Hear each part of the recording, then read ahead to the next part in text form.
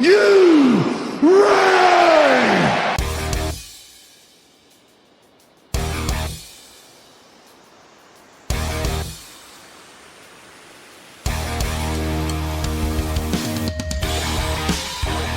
This is the D-Generation cliX podcast with your hosts, who is Ravage? Ryan Reckman. The name's Ravage. Gonna be. When you take the dynamite tactics of Miles Kane. Hand me that bottle cap. Hand me that paperclip. Grab that twine. Gun wrapper. Asgard to mouth. Tell me when I'm telling lies. And Pete. 'Cause I'm just Pete.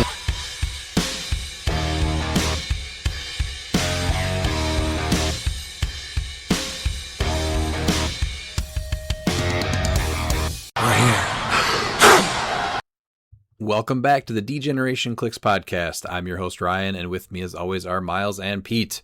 Miles, how was your week?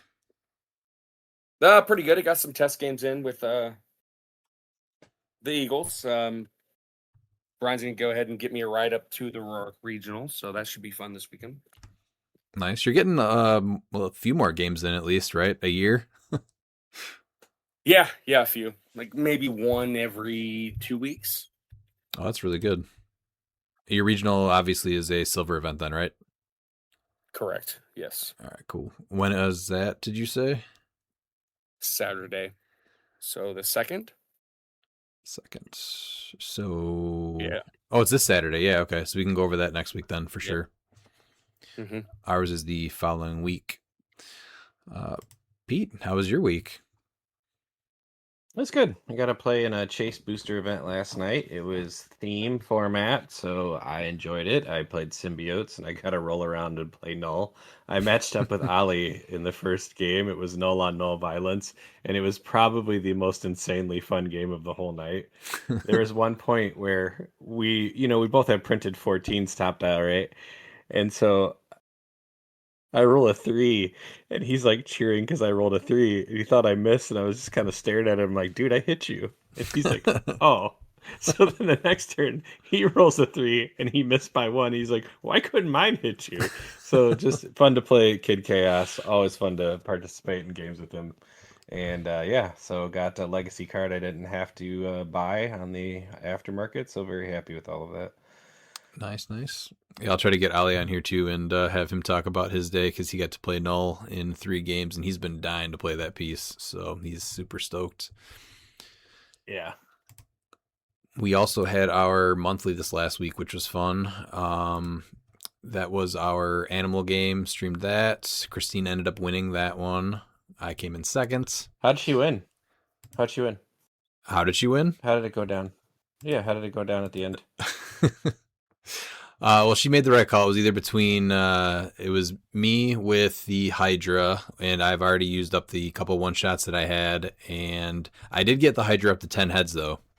And then it was a full point Amit from next phase, and Christine had a souped-up Atrocitus from Lantern Legacy with Animal Man on it, and then she also had the Dexstar KO'd, so she had +1 combat values from that, and then +1 combat values from a Wendigo that was KO'd from the Iconic set earlier. So she had to choose either going after me or Dan, and it made more sense to try and go and eliminate Dan's Amit because of the free regen and the powered regen. It was going to be a lot harder for her to get through the stop clicks than the Hydra, so she was able to range Dan, and then she took out me pretty quick with I think it was even a flurry because she was on her lower clicks, and dealt me 7 damage twice. And the Hydra is durable, but not that durable. It can only get hit by 7 damage so many times.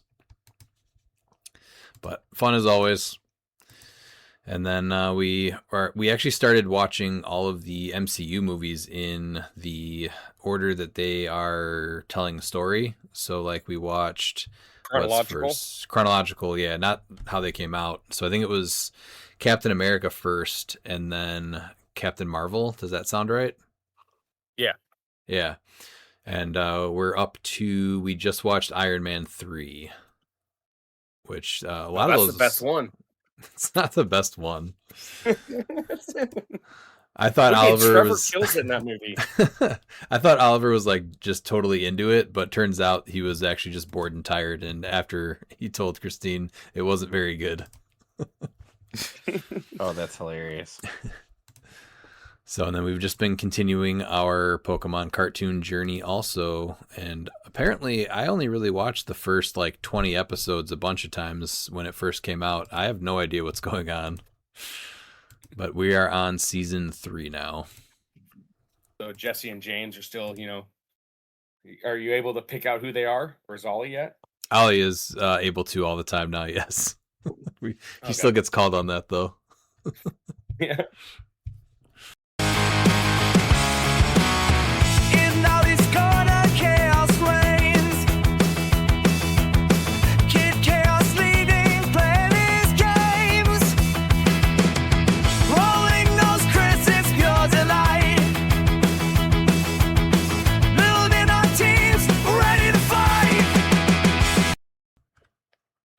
Today we are back with me talking about my Monday Chase Booster event. I played Null and Spirit of Vengeance Red Hulk. Spirit of Vengeance Red Hulk's pilots were Phage, Lasher, Agony, and Riot. And then when they would die, I had Hybrid on my sideline so I could bring Hybrid out. First round I played against Pete, and Pete, he had Null again, so I had to play Null for the first time. I played against Null. How'd you like that? It was fun. Okay.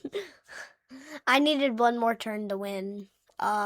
He said it was the funnest game of his night, though. Yeah, I saw him roll a 3, and I'm like, yeah! But he's like, that hits. I'm like, no. Yeah, I know. I heard you guys having fun on that game. And then second round, I played against Looper, and he played Carnage God of Symbiotes. I just messed up on going for his Carnage God. And if I forgot about the 1 damage every time his power dies. So I would have gotten Hybrid out way quicker, and I would have actually gotten that Carnage God, which would have costed me. Yeah, the whole trick was trying to get the pilots out into your KO area without actually having to give up points. Mm-hmm. But I had to give it points because of Spirit of Vengeance, which is 120. So I'm probably going to swap my team. Third round, I played against Rios, and he played Gore, 1 to go, 15 points. He played a Blade from, I don't know which set. Was it Strange Tales? No. No? No. Oh, was it the one from Captain America and the Avengers that got to keep attacking if he hits? Or no defense powers? It's no defense powers. Okay. There's a couple of good blades out there. And then I had Monster, so 1 hit, my Null just kind of went down dial. With no defense powers? Yeah, that's rough. Because rough. where are those stop clicks? Stop clicks? Nowhere. On the defense power. Yeah. Yeah. And then that's really it. Yep. So, But you had some good games though, I think, right? And they were all really close. yeah, definitely one more turn essentially on all of them. And so you wanted to kind of practice something before we go to H for the 3v3 events? Yes. So you still want to play Null, but we got to just No change some Spirit of points. Though. Vengeance. Yeah. He was how I lost about every single game. That's okay. It was a fun try though, right? It was a fun try. Yeah. I liked it. But definitely probably wouldn't do well in the big event. No, but it was something that you wanted to try, so it was kind of cool. Mm. All right, anything else you got? No. No. Bye, and I'll see you guys next time. All right, bye.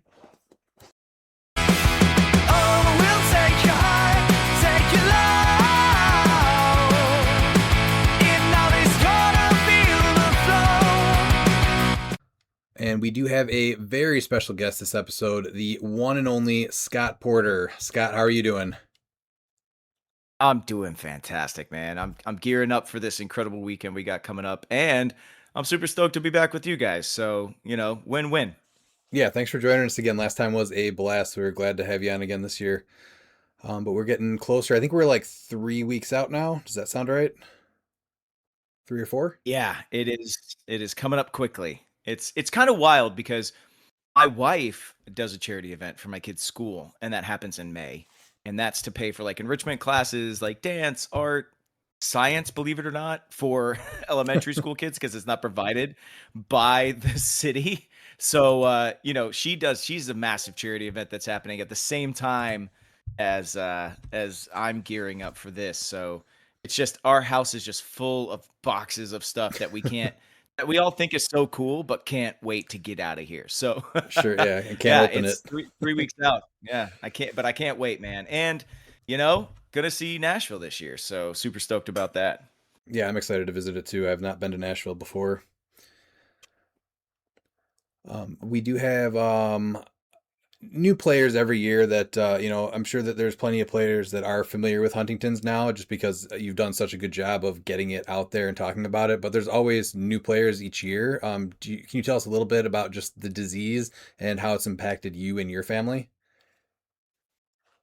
Yeah, big reason that I am so involved in fundraising for the Huntington's Disease Society of America is because my mother-in-law is symptomatic with Huntington's disease. That means that not only does she have the gene, but she has really started to suffer the effects of this terrible disease, which is described as having ALS and Alzheimer's and Parkinson's all rolled into one. It's a neurodegenerative genetic disease where all of our bodies that don't have HD makes a certain amount of protein that's meant to kind of, I don't know, in loose non-scientific terms, like meant to like kind of scrub our brain, keep it clean, But the protein that helps do that in too much of an amount starts to break it all down. And people with Huntington's disease, that gene is either duplicated or tripled or quadrupled, and the onset of the symptoms is different for everybody with HD. My wife is Huntington's disease positive, and just 2 months ago we found out that her sister is also positive for HD. So they are what we call gene positive, and if we don't find a cure and quickly, they will start to also suffer the symptoms of this disease. um, you know, this year is really pivotal for us. And HeroClix for Huntington's, we're going into our 6th year, which is incredible. And before that, I ran another event for 6 years as well. So I've been at this game for about 12 years of trying to raise money to battle this disease. And we've raised over $250,000 as a HeroClix community, which is incredible. Wow. And what we've done in the past with this money is open centers of excellence. Because a lot of people, like you said, don't necessarily know what HD actually is and what it does to people and how it tears through families. So a center of excellence is where HDSA and the doctors involved with HDSA go into a different hospital or therapy center or medical center, and they teach them about HD and how to identify it. What are the signs? How do you diagnose it? And then after that, how do you help care for the individual that you've just diagnosed? What therapies do they need? Which you need physical therapy because it attacks your balance. You need, you know, typical like medical, mental therapy as well because it affects your mood swings and your intuition. You need speech therapy because sometimes people forget how to swallow. I mean, it attacks everything in the human body. So we teach them how best to combat it, how to diagnose it, how to take care of the patients that have it. But this year, there were some big medical advancements happening overseas. There's a new therapy called AMT 130. It's a gene therapy where they have figured out a way to help neutralize the excess protein that the Huntington gene creates. That being said, here in the United States, things take quite a while to get approved by our government and by our lawmakers. There's a reason that years ago when Kobe Bryant tore his Achilles, he had to go to Germany for 2 months because PRP was something that was very helpful for the human body, but that the US just didn't want any part of until they could figure out how to approve it and monetize it. And that's just kind of how our country goes. So we're trying to get ahead of the curve, and that kind of thing also takes money. So, Right. to get out there and lobby politicians, to try and recognize our disease is a big part of what we're doing this year as well. There's something called the Parity Act, where somebody with Alzheimer's, somebody who is diagnosed with ALS, somebody who is diagnosed with Parkinson's will be fast-tracked into Medicare and into disability to get a discount on the care that they need, to get support, to help with all the doctors they have to go see, improvements to their home, all of these things. If you have Huntington's disease, you go on a waiting list and you wait 18 to 24 months before you get any support from anyone. And that whole entire time you're paying for everything out of pocket. And it's really difficult to see families who are already challenged by Huntington's disease have to pay more. And so we tried to get on this Parity Act, and we were told by a politician in Texas, you're just not big enough. You're a boutique disease. You just aren't recognized. You don't have a Michael J. Fox who has Parkinson's and is super famous. And for me, I feel for him so much. I actually worked with Michael J. Fox on The Good Wife years ago. But people who are diagnosed with Parkinson's, I wouldn't wish that on anybody, but they get care pretty quickly because of these Parity Acts, and we're not afforded the same grace, and we're trying to change that. So HeroClix for Huntington's takes place in May because it's Huntington's Disease Awareness Month. I wanted to make sure to get the word out there. So now everybody knows what it is, why it's personal to me. My family is battling it.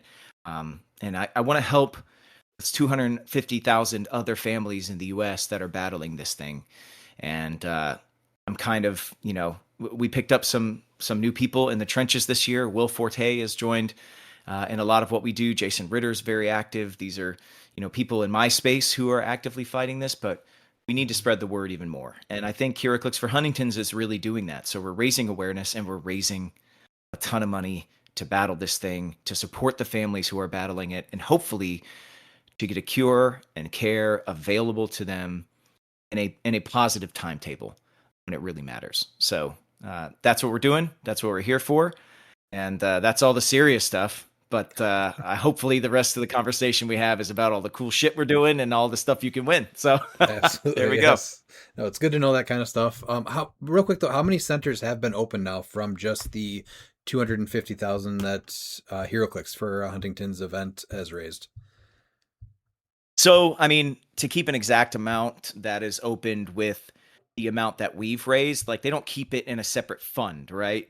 But I know how much we've raised. We know we've raised $250,000. And if we want to look at it as though it's been utilized by the Huntington's Disease Society of America to only open centers of excellence, they cost about $8,000 to $12,000 a piece, right? So if we think about it in that way, like we've opened on the maximum side, say every single one costs $12,000 to set up, to make sure that everyone's educated in that medical facility.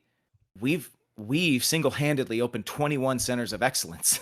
If that's how the money's been used. And when you think about that, what that means is when my wife was first diagnosed, or my mother-in-law was first diagnosed, if you were somebody who lived in southern Wisconsin and you were diagnosed with Huntington's disease, and this was back in the year 2013. So just 12 years ago, or however many, my math is fuzzy, 13 years ago. Close, yeah. If you think about it, back then, your closest center of excellence was in Houston. So you would have to go, we had some on the coasts, on either coast, and then we had some in the South. One of the most renowned Huntington's disease doctors is located in Houston, and that was the closest one you had. But now, Wisconsin has its own. Actually, it has two. Minnesota has three now.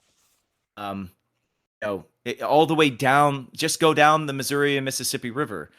Kansas City has one. Nebraska has one. And now it's totally within reach for families to be able to drive to the center of excellence instead of having to buy a plane ticket to go meet a doctor who could actually advise them on the best way to battle this thing. So if you think about that, 21 different centers of excellence have been opened with the money that we've raised. Now, I can't guarantee that HDSA has poured all of that $250,000 into that bucket, because they have so many different buckets that they are utilizing to fight this thing. Sure. But we've been helpful in a lot of different areas, and that's all because of this family and this community and you guys here and everybody out there listening. And I am deeply, deeply filled with gratitude for every single one of you guys, and WizKids and Howard and Rock. Couldn't do this without any of them. And it's pretty incredible when you think about it like that.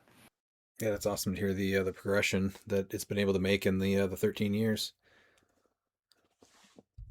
But let's get into the days. So this is going to be Wednesday, May 13th through Sunday, May 17th. What days are you going to be there? Every day, baby. Every Oh, day. All I'm gonna be right. there the whole time. Awesome. Yeah, fortunately this year I'm not shooting Jenny in Georgia while the event is going on. That was always I've been there for the total run of the event twice, and 2 other times I've had to come in as the event had already kind of started. This year I'm actually going to be able to be in the Tracy Brock welcome event, which I have not been able to do yet, and I can't announce the cases of things that we have found for it. But Wednesday night is our welcome event, and it's honoring Tracy Brock, who really was, kind of the impetus for this event. Howard and Tracy saw that I was doing things with HeroClix, but for my other event, a gala out in California called Freeze HD, and I did, I auctioned off the, Space Ghost Rider, Cosmic Ghost Rider with the baby I remember that. Thanos on his chest, and I auctioned off the big Justice League Voltron and a couple of other pieces that nobody was able to get their hands on, and WizKids was just looking for a way to get this out into gamers' hands. And Tracy kind of went to Howard and was like, look, she was battling cancer in her own battle against something. And she said, look, a lot of people raise money for what I'm fighting, but there are a lot of diseases out there that people aren't. Call Scott and see if he would be interested in teaming up and put this thing together. And I am forever in debt to Tracy. And I know so many people in this community absolutely loved her. And that whole first year, she was she was everything, man, for me, because I mailed everything out of my house. That first year, we did it virtually. If you guys remember, we ran everything online because there was no venues open because of the pandemic. And Tracy helped me get everything out my door, get everything to you guys in time. And the best way we can honor her is to all get together as a community at the beginning of this beautiful weekend and honor her. If people don't know what the welcome event is, we play with the oldest of the old sets. I mean, we've played with Lord of the Rings. We've played with, what was the, oh God, what was it called? It was the HeroClix where they had the really big heads. It was Tab App. We played with Tab App HeroClix one year. I mean, I'm telling you, man, like we play with the oldest, randomest, most craziest stuff. And it's a team event. And it's just a blast. And somebody this year has to beat Scott Crampton. He's won the thing 3 years in a row. We got to stop this man. So everybody show up on Wednesday, jump into this thing. The prizing's fantastic. The prizing's fantastic for all of our events. But even the welcome event just has just a massive amount of stuff to win. And it's so much fun. I've had people tell me this is their favorite event of the weekend plenty of times. So, and also just to kick this whole thing off, if you're coming out to try and earn rock points to try and qualify for Worlds, which happens on Sunday, you can do that here. You've got a ton of cards up for grabs here in this event. So it does a little bit of everything. It honors Tracy. We get to play with super old stuff. It's not too serious. It's a lot of fun. The winning team all get Venom retail chase boosters, which is great. There's Strange Tales retail chase boosters in this. Just a lot of really cool stuff. And all the top 3 teams get a Tracy Brock sculpted trophy, which is really, really cool. Howard Brock made himself into a Switch Clix a couple of years, and this was the sculpt he chose, actually. So Tracy is a HeroClix, and now she's a trophy for her own event. Yeah, that's a great way to honor her. I was only able to participate in this once. Miles was actually on my team. I remember some of the sets we played with. It was Lord of the Rings. We had Slosh also. I think Teen Titans was getting handed out a little bit. Miles, do you remember any of the other sets? Oh, it was one that they had Guardians. Because I played what was her name? It was one of the Black Order. So I think it was like Galaxy. Proxima Midnight. Yes, Proxima Midnight. Yeah, that was her. Yeah. Yeah. And so I think Yeah. it was Guardians, not Guardians. Galactic the other one Guardians. was is that it? Galactic Yeah. Guardians. I want to say it's that Galactic one. Yeah. Guardians. Yeah. Yeah. They definitely played with that. They were And all the sets Titan way set before was like us. the Titan set had like team bases, like right. So they had to like not do the big booster stuff and everything. I remember all of that stuff. It That was was super limited. and that's listen. What I can say is we will be playing with the oldest set we have ever played with this year. So buckle up, Buttercup. If that was old there for better you be guys, no cards. There better be no If that- cards. if that was old for you guys, woo, you ain't ready. You ain't ready. So without Uh-oh. spoiling anything, what are a couple sets that you would love to see in this event? Oh man. Some of the best So- oldest sets. I mean, I'm not gonna say they're the best oldest sets, because back then they just can't they can't compare with the carded stuff nowadays. Sure. But I think sets that have been almost completely forgotten would be like really fun to play with. So like Critical Mass That was a great was set. one that had like Ulick and all these crazy as guardians. So it was kind of like, you remember how Smash and Destroy was just like all the big figs, right? Like all like Yeah. the big bruising damage dealers, right? That was like the first set back then that kind of had that same feel to it, because up to that point you kind of had themed sets around very specific themes, and then Crit Mass came out and it was like, oh wait, we've got like as guardians, we've got fantastic, like it was just really really cool. Another set that I really liked that is much older, Secret Invasion also was a set that I feel like I really really enjoyed. But the best old set for me was Hawkeye with the Sky Cycle and Lockjaw. Fantastic Forces. It was the Yes. beginning of Lamp. So that's another kind of set that I would really enjoy seeing. I know these are all Marvel sets. I know that there were DC sets that I really liked as well. But I'd say one of the newer Batman sets was the Arkham. Wait, what was it called?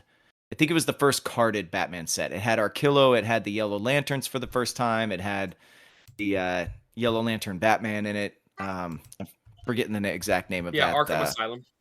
Arkham Asylum. So for me, like those are four of the sets that I just remember really loving. But I'm telling you, man, the set we're playing with this year, one of the sets that we're playing with this year is going to be very, very old. Within the first 4 years of the creation of the game. So it's pre 2005 HeroClix, which is going to be awesome. Okay. Hey, I would love to see all pre-carded sets, just so people have a team build with no cards, and to see how different the game is.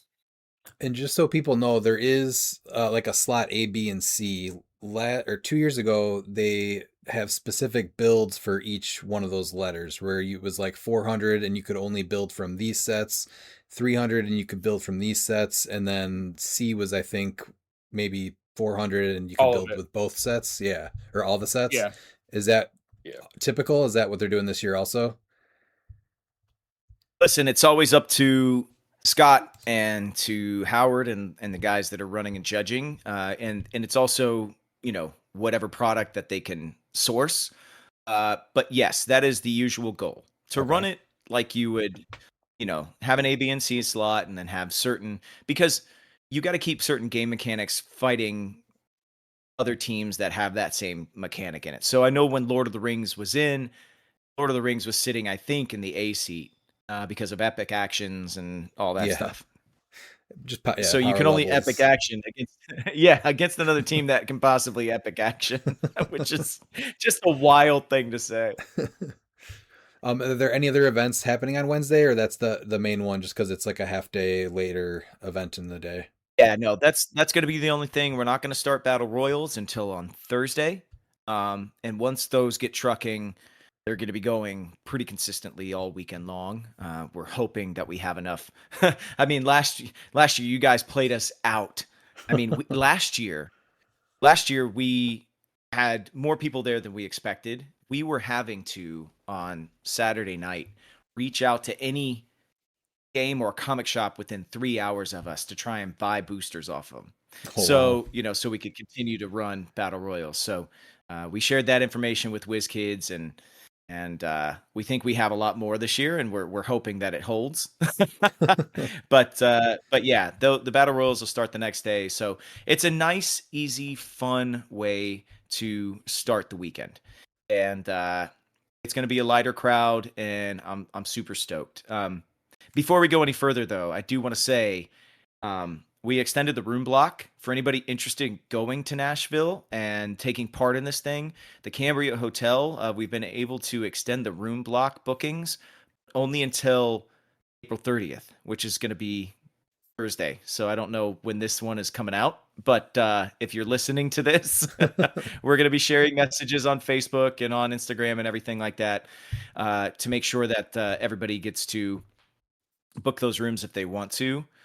We keep on trying to extend it. Hopefully we'll get one more extension, but the hotel needs to know like sooner rather than later how many more rooms. And we're pretty full kind of already. So if you're interested in staying in the hotel that we're playing in, like get online and get that all done. You can go to Lucky Dice Games webpage or to HeroClicksForHuntingtons.com and find the links to book the hotel through there. Yeah, we're going to be there on Wednesday night having a good time.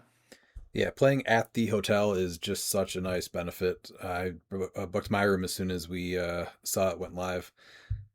That's the way to go. Yeah, man, I think so. I think so as well. All right, what about Thursday? Yeah, Thursday's been a flex spot for us the last couple of years. We've been trying out different tournaments on Thursdays. Last year, we ran a Supercharged Sealed for the first time on Thursday, and kind of burned through some of our product that we would be utilizing for battle royals, and we kind of took a step back and took a look at it, and we said, let's try a new kind of event that we've never done here before. So we're doing a 2x2 actually on Thursday. And for the first time, we're running a pairs, and this pair tournament is going to be Silver Age. It's going to be 400 point Extreme Highlander, and 50% of each entry fee for this event is going to go directly to HDSA. It's $35 per player, so $17.50 a player. Boom, directly to HDSA. We're very, very excited about that. We're pulling prizing from both ROC and from WizKids. That's why it's a 50-50. And the prizing for this is wild too. The winners get a Lantern Legacy Factory set. Wow. All the ROC points that you could possibly want. There's X-Men 97 retail chase boosters in here for prizing. I don't know if you guys have seen in the wild, WizKids kind of listened to everybody that was like, man, we're all these bystanders and all these retail chase boosters. We wish we could have them printed up, even if they were paper. We would love that. Well, they did. They printed up Battle Royal bystander packs and have a lot of these old bystanders that used to come in tokens only. They printed them up paper style.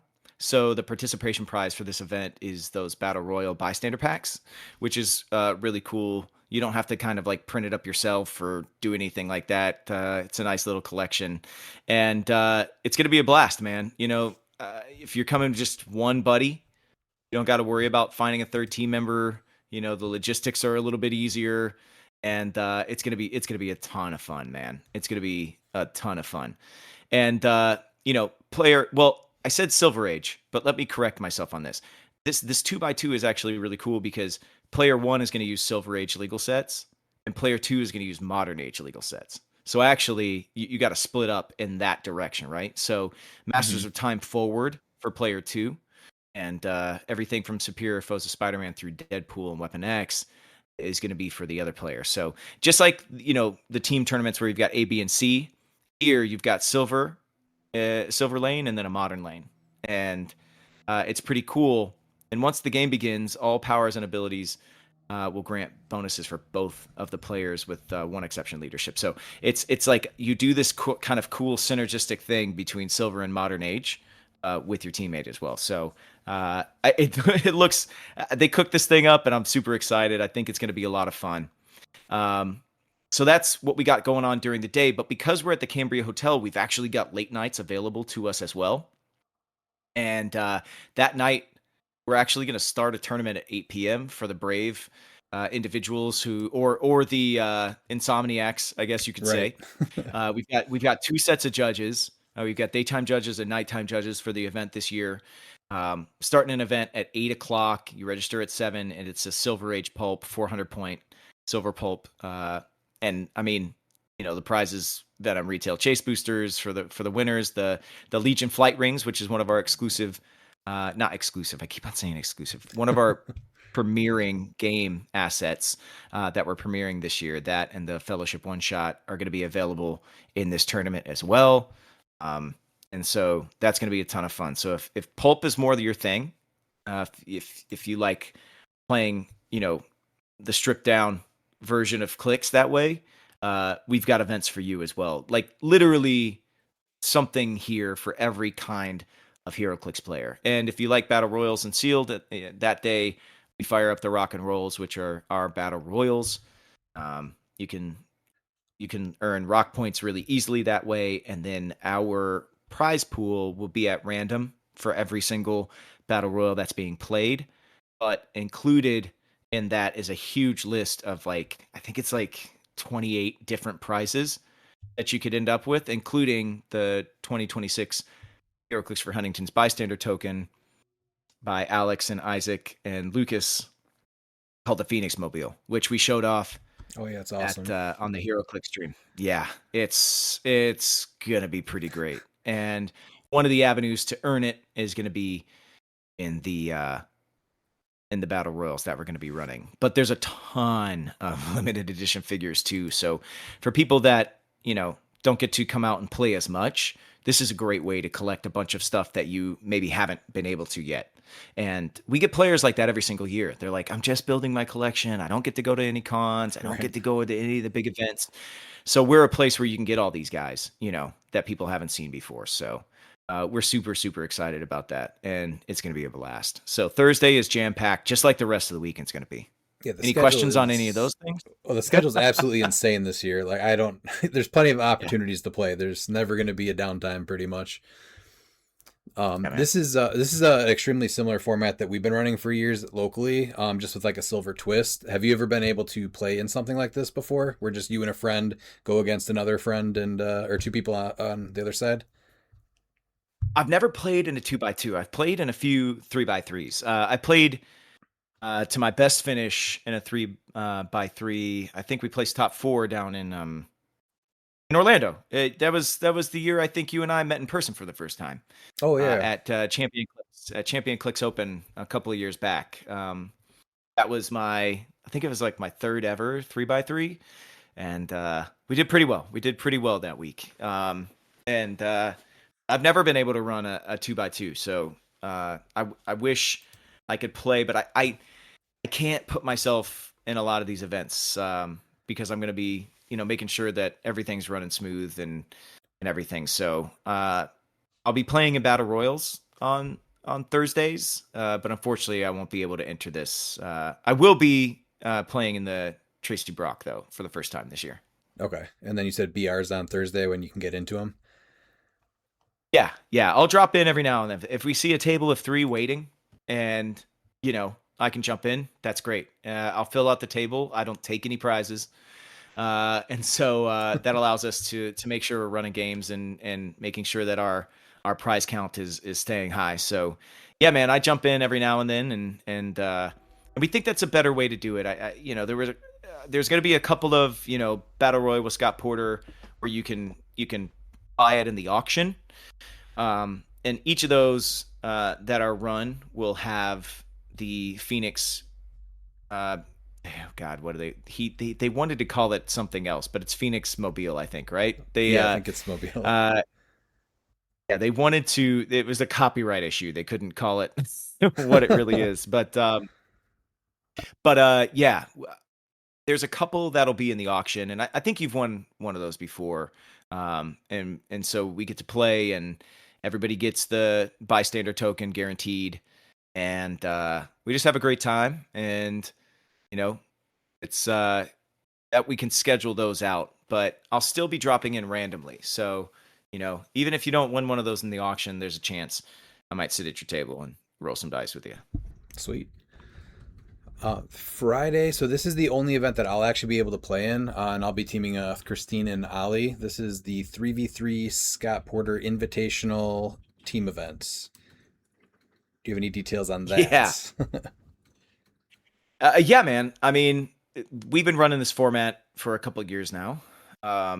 It's Extreme Highlander. It's 3v3. I think everybody at this point knows how these things run. This year is 400-point Modern Age Extreme Highlander. And that means every single thing is considered unique for this event, right? Even game elements, chases, ultra chases, everything. And making sure that, you've got an A, B, and C seat. This is where our other game element that we are premiering this year, the Fellowship one-shot, which is actually really, really, really cool. Basically, it's you pay 5 points for this one shot. You get to roll a d6 at the beginning of your turn. You get to heal 2 characters on your team, half of the result, and then your opponent gets to pick one piece of theirs to heal. So there's a lot of strategery involved in when you want to time that thing.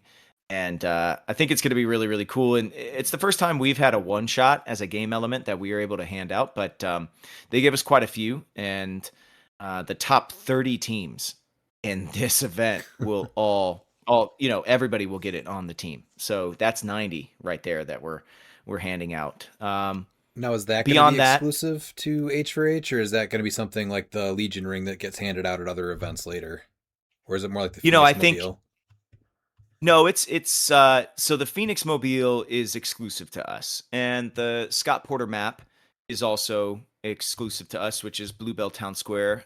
For anybody out there who didn't get to see the HeroClix live stream on the WizKids YouTube channel, I'd say go and check it out, because the 3 maps that we're going to be premiering at the event this year, or later this year in ROC States events, were all premiered on that live stream. But for anybody who didn't watch, the map that I designed this year is based on Bluebell, Alabama, which is the town in the TV show that I shot called Heart of Dixie.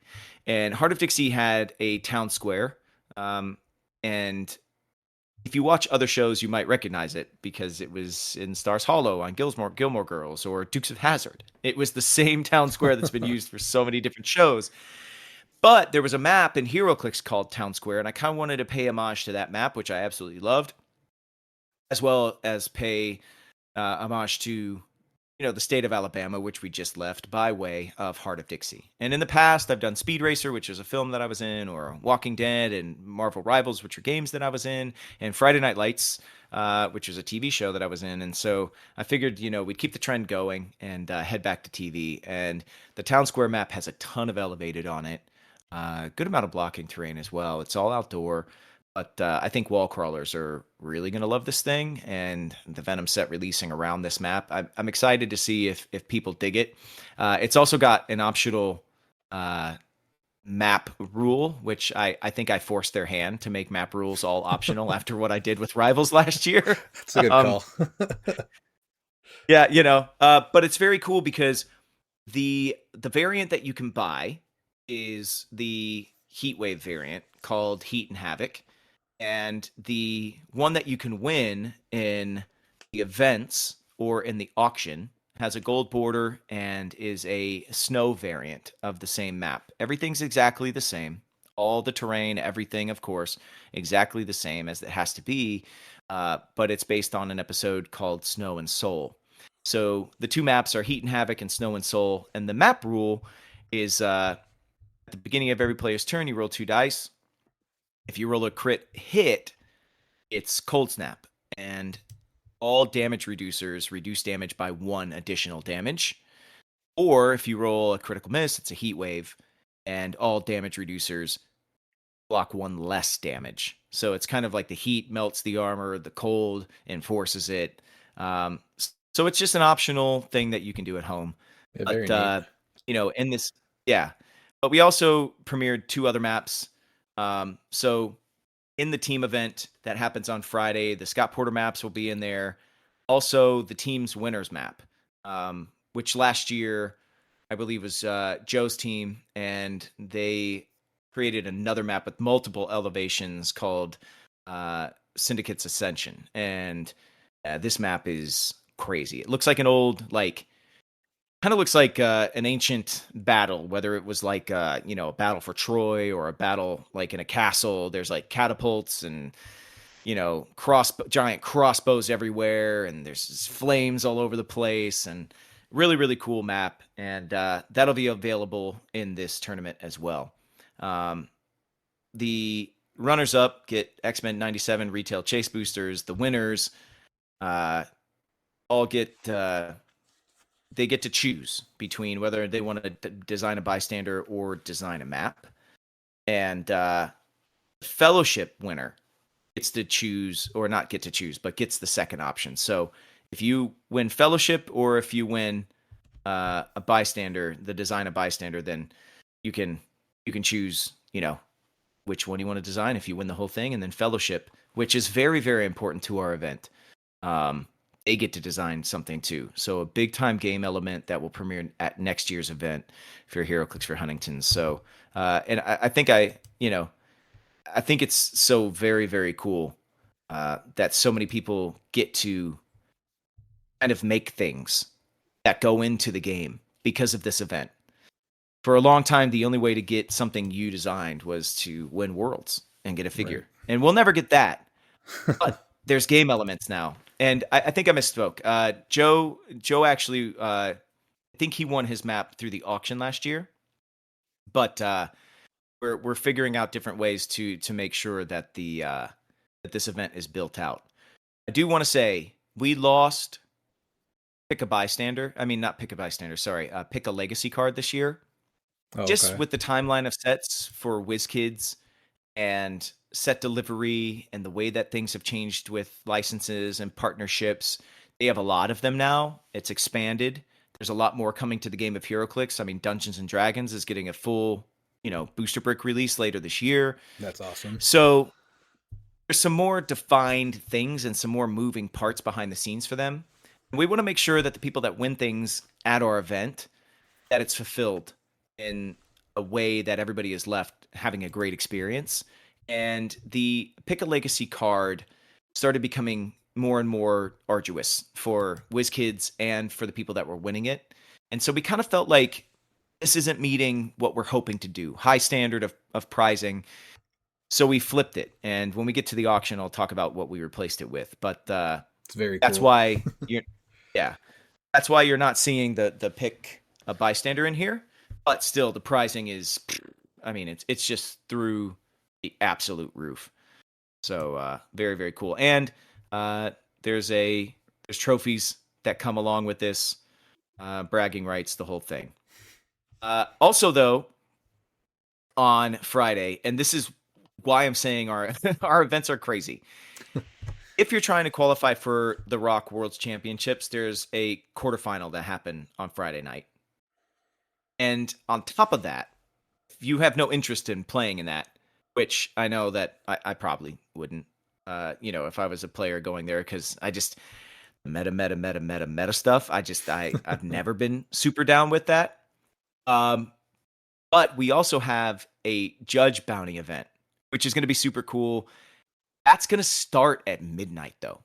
So wow. I'm saying, I know, man. I'm saying we have the ballroom 24 hours a day, every day. But the thing is with our daytime and our nighttime judges, half of our judges are going to get to play in this event. And it's going to be almost the only event they get to play in. And I'm guessing we're only going to have I would say we're going to top out at 30, 32, 34, whatever max. We're just going to run a few rounds of Swiss. We're not going to run, a cut down and the whole thing.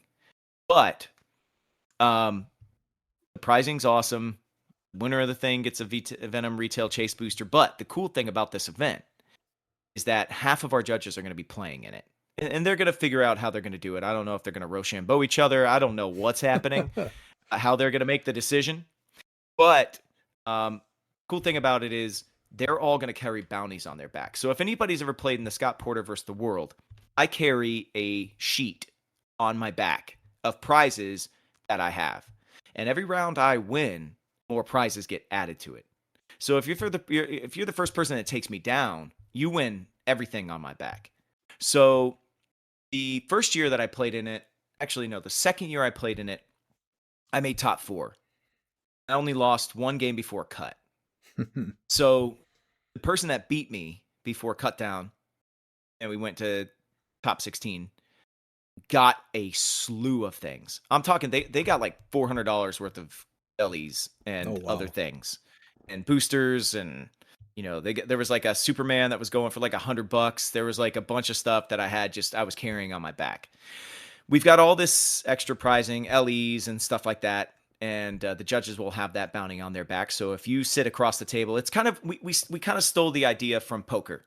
If you play in like a pro-am poker tournament, a lot of times the pros will have a bounty of like a cash bounty on them. And if you're an amateur that makes them cash out, you get that money right then and there, right? It's a prize so that even if you don't win, you still in that moment get something to walk home with. So it's going to be a lot of fun. And the prizing is really good. And, for anybody that gets in too late on Friday and couldn't compete in events earlier in the day, come out and you can do it. And the 2025 ROC Teams Winners Map is going to be in this. The Legion Flight Rings are going to be in this event. So it's a cool way to get your hands on some stuff that you might be not able to do in a larger event. Yeah, that's awesome. And then the midnight start time is going to be a little rough for me. I'll probably be in bed by then. But yeah, it's going to be a cool event to see how it turns out. Come on, man, suck it up. Here's the thing: back in Wizard World Philly, I think it was 2006. I placed top 32 at Worlds. In that same weekend, I think that was the weekend they released Galactus for the first time. WizKids ran a midnight event overnight for Galactus. We used to also on Saturday night, we used to run the Drunken HeroClix Championships overnight.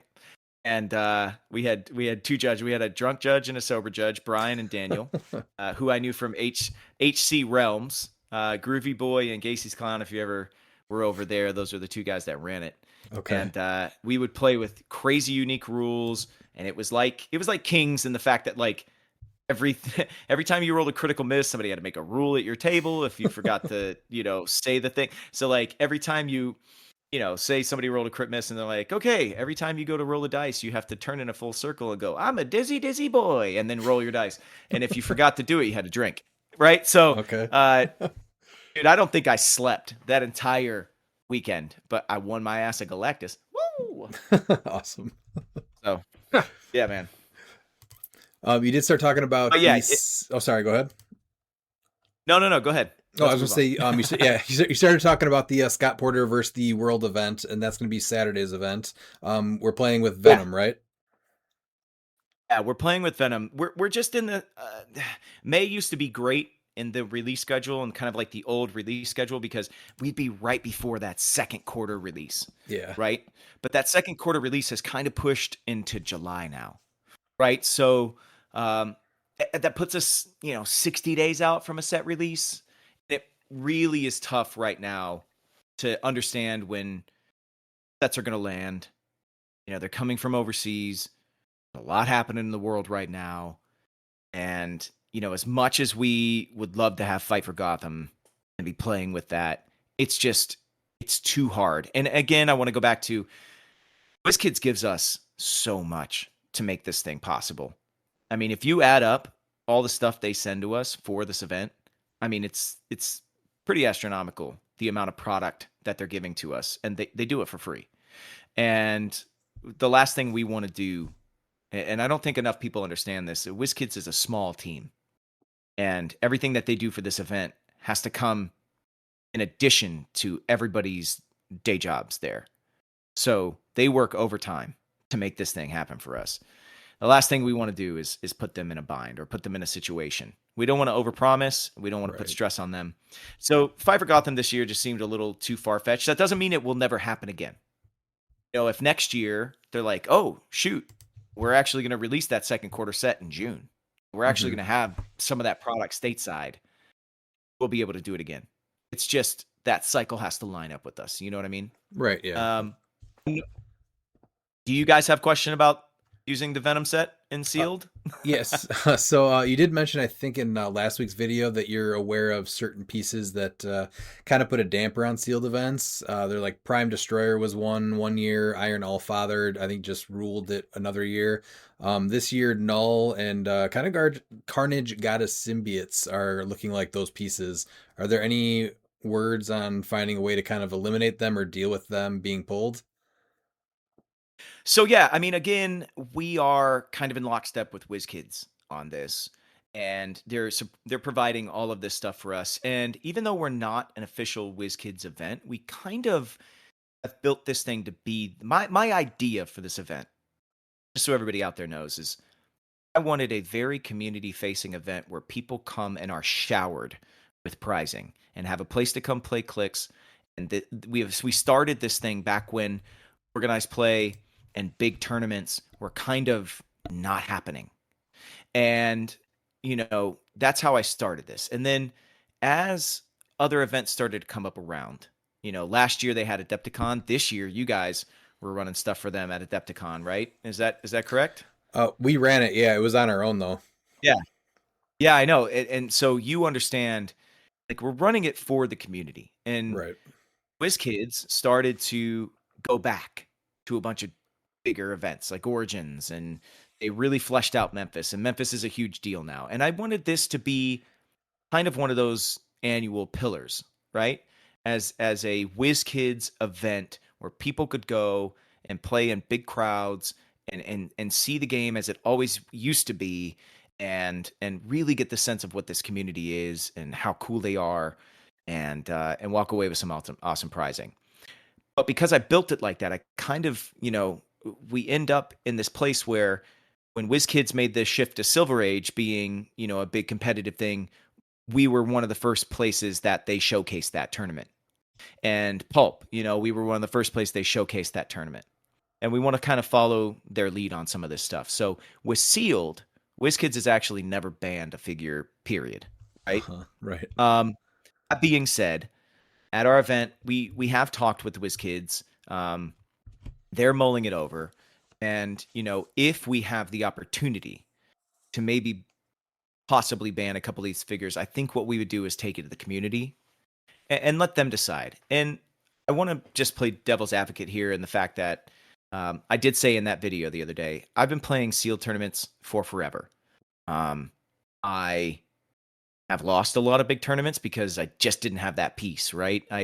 Ultimate Thor, all the way back in the Ultimates. I mean, like Ultimate Thor was a beast. He could see through stealth. He could do everything. He had a massive range, just 6 damage up front, like whatever it is, right? When the Phoenix 5 came out, they were like damn near impossible to beat. There's been Juggernauts. There's been, all of these big figs. And I don't get to play Constructed as much as I want to, but I still played Seal on a pretty consistent basis. The thing is at smaller tournaments at your local venues, the odds of somebody having that piece are way smaller than Right. people having that at our big.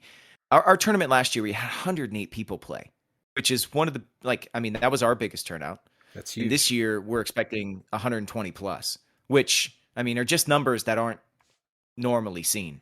And when you've got 120 players opening 2 to 4 boosters apiece, those things are going to start standing head and shoulders above. So I know that last year, 5 of our top 8 were destroyers, 3 of our top 4 were destroyers. So I understand that. I'm very aware of it. And I'm somebody who lost to Mike Holloway in the semifinals when he had Odin Allfather, when we were playing Avengers, and I believe we were playing Carnage back then. And so I understand. We understand. And we want people to come and have a great time.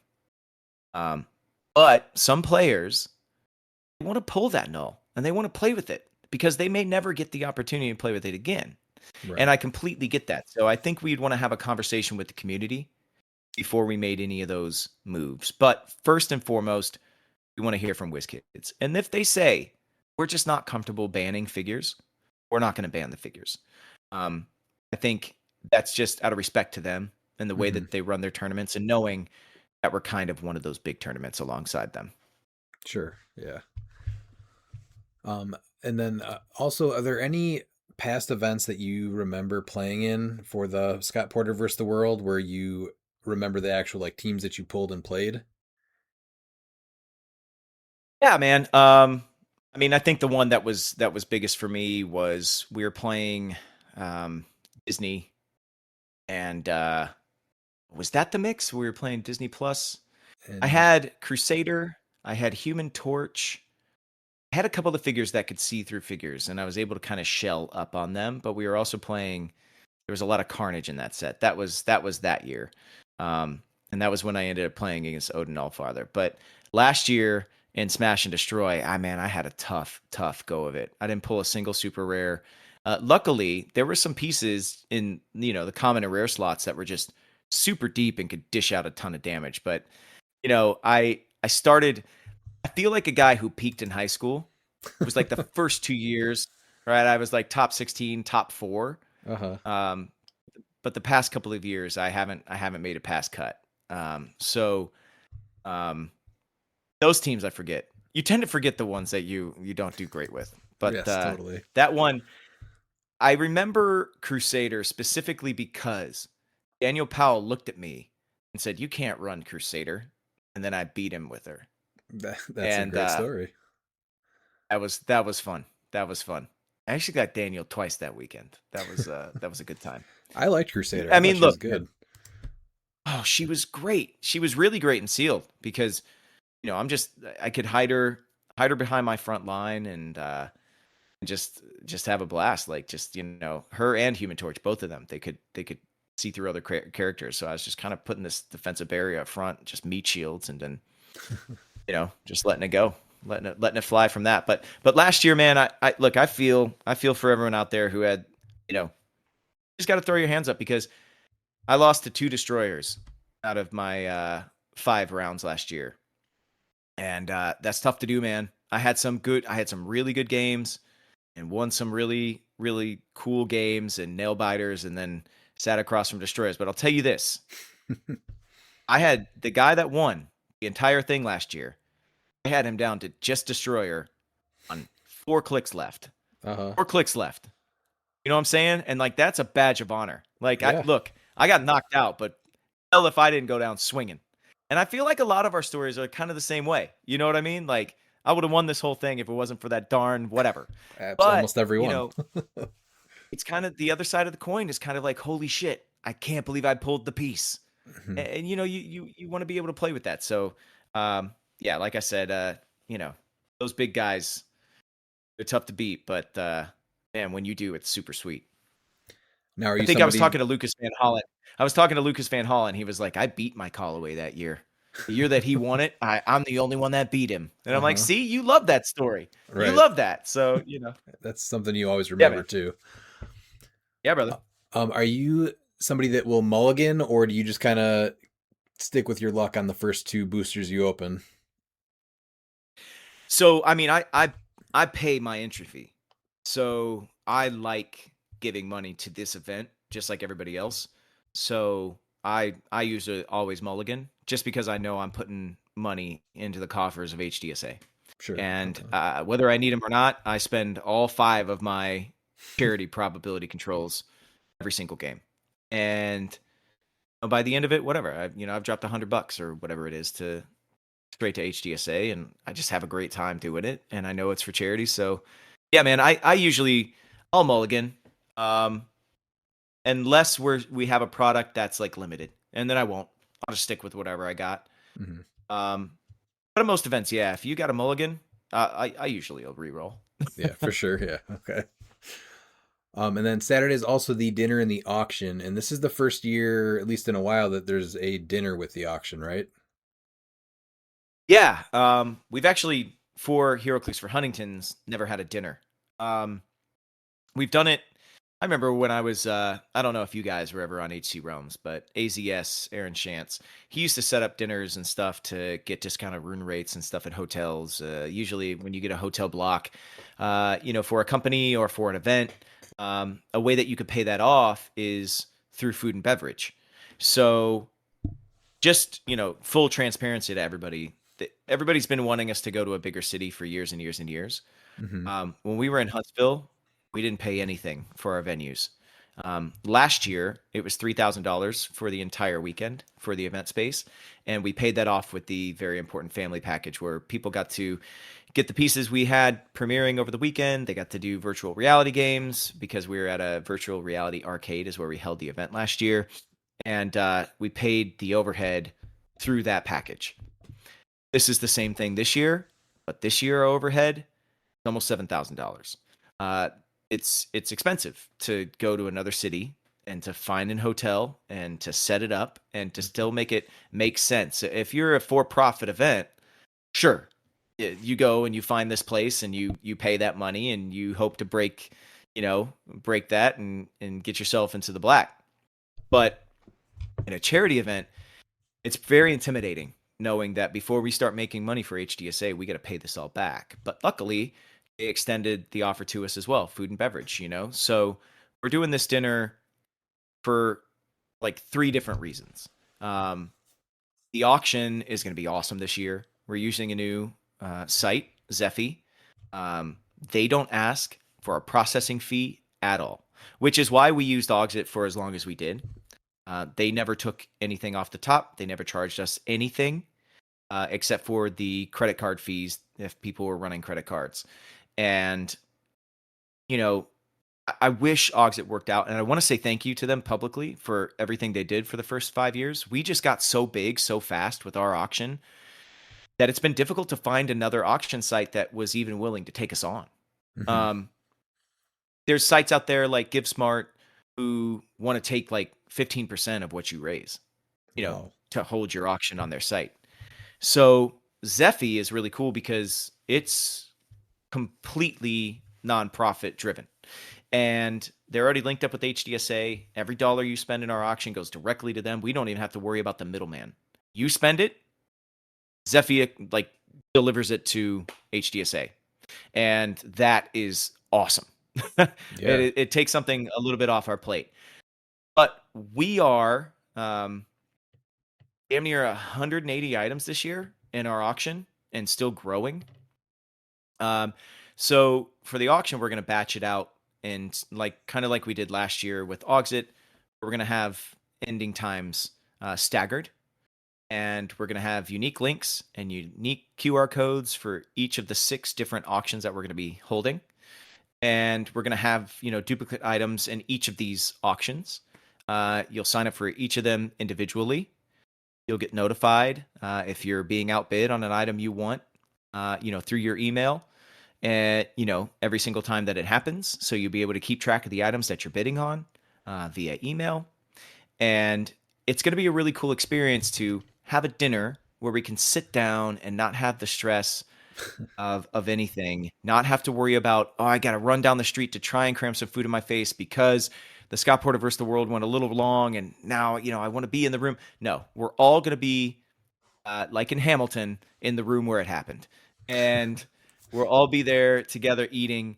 We've got 125 seats or VIF packages that come with all of the items, but we've got additional seats available for family members. So if you want to buy a very important family package, which gets you the Red Dragon's Horde and the Stranger Tales and the Phoenix Mobile, as well as the Scott Crampton designed Imaginatorium map, and you only need one of those, but you're coming with a spouse or with some of your family and you want them to eat dinner with you, you'll unlock the dinner additional add-on item, which is only 50.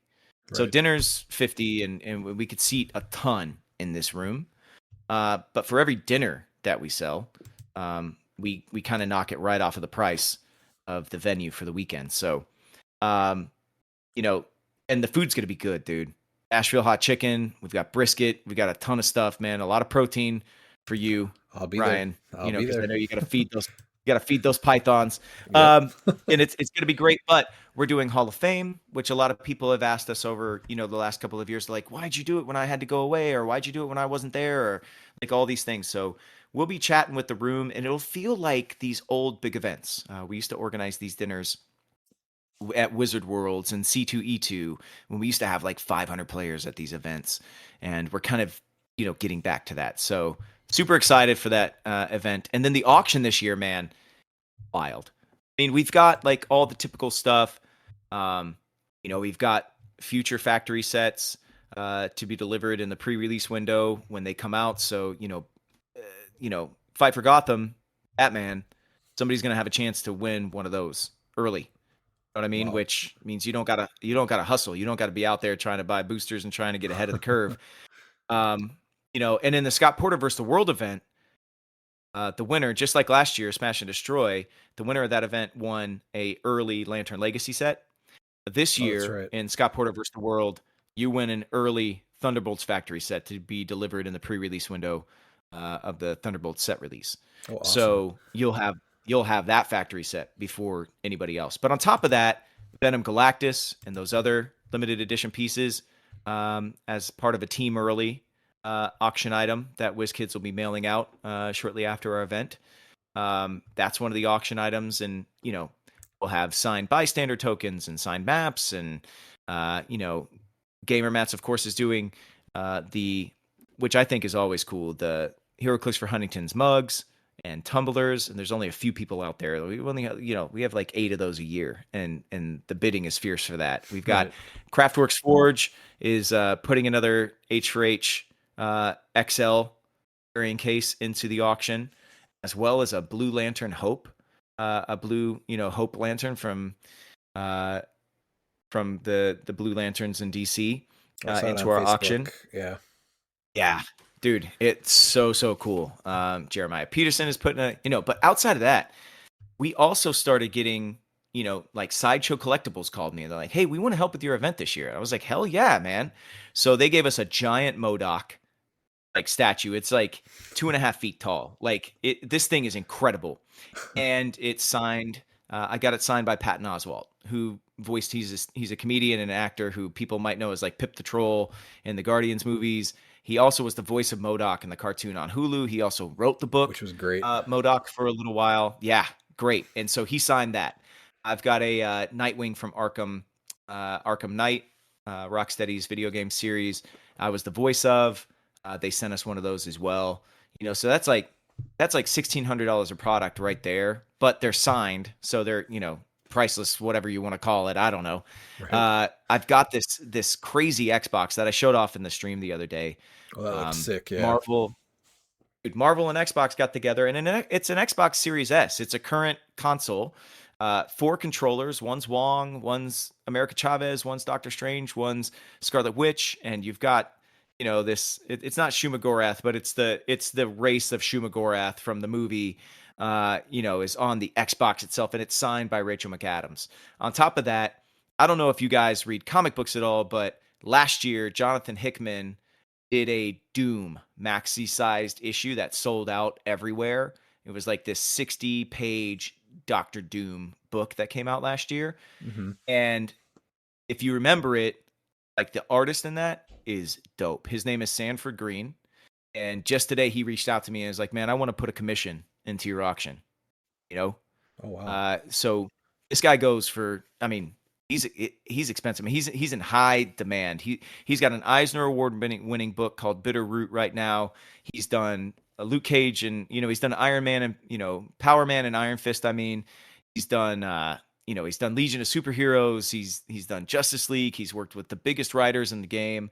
And he called and said, look, I'm gonna put a commission in the auction for you guys. So you get to win that. You get to pick the character that you want for him to do his style with. And he is such a unique artist.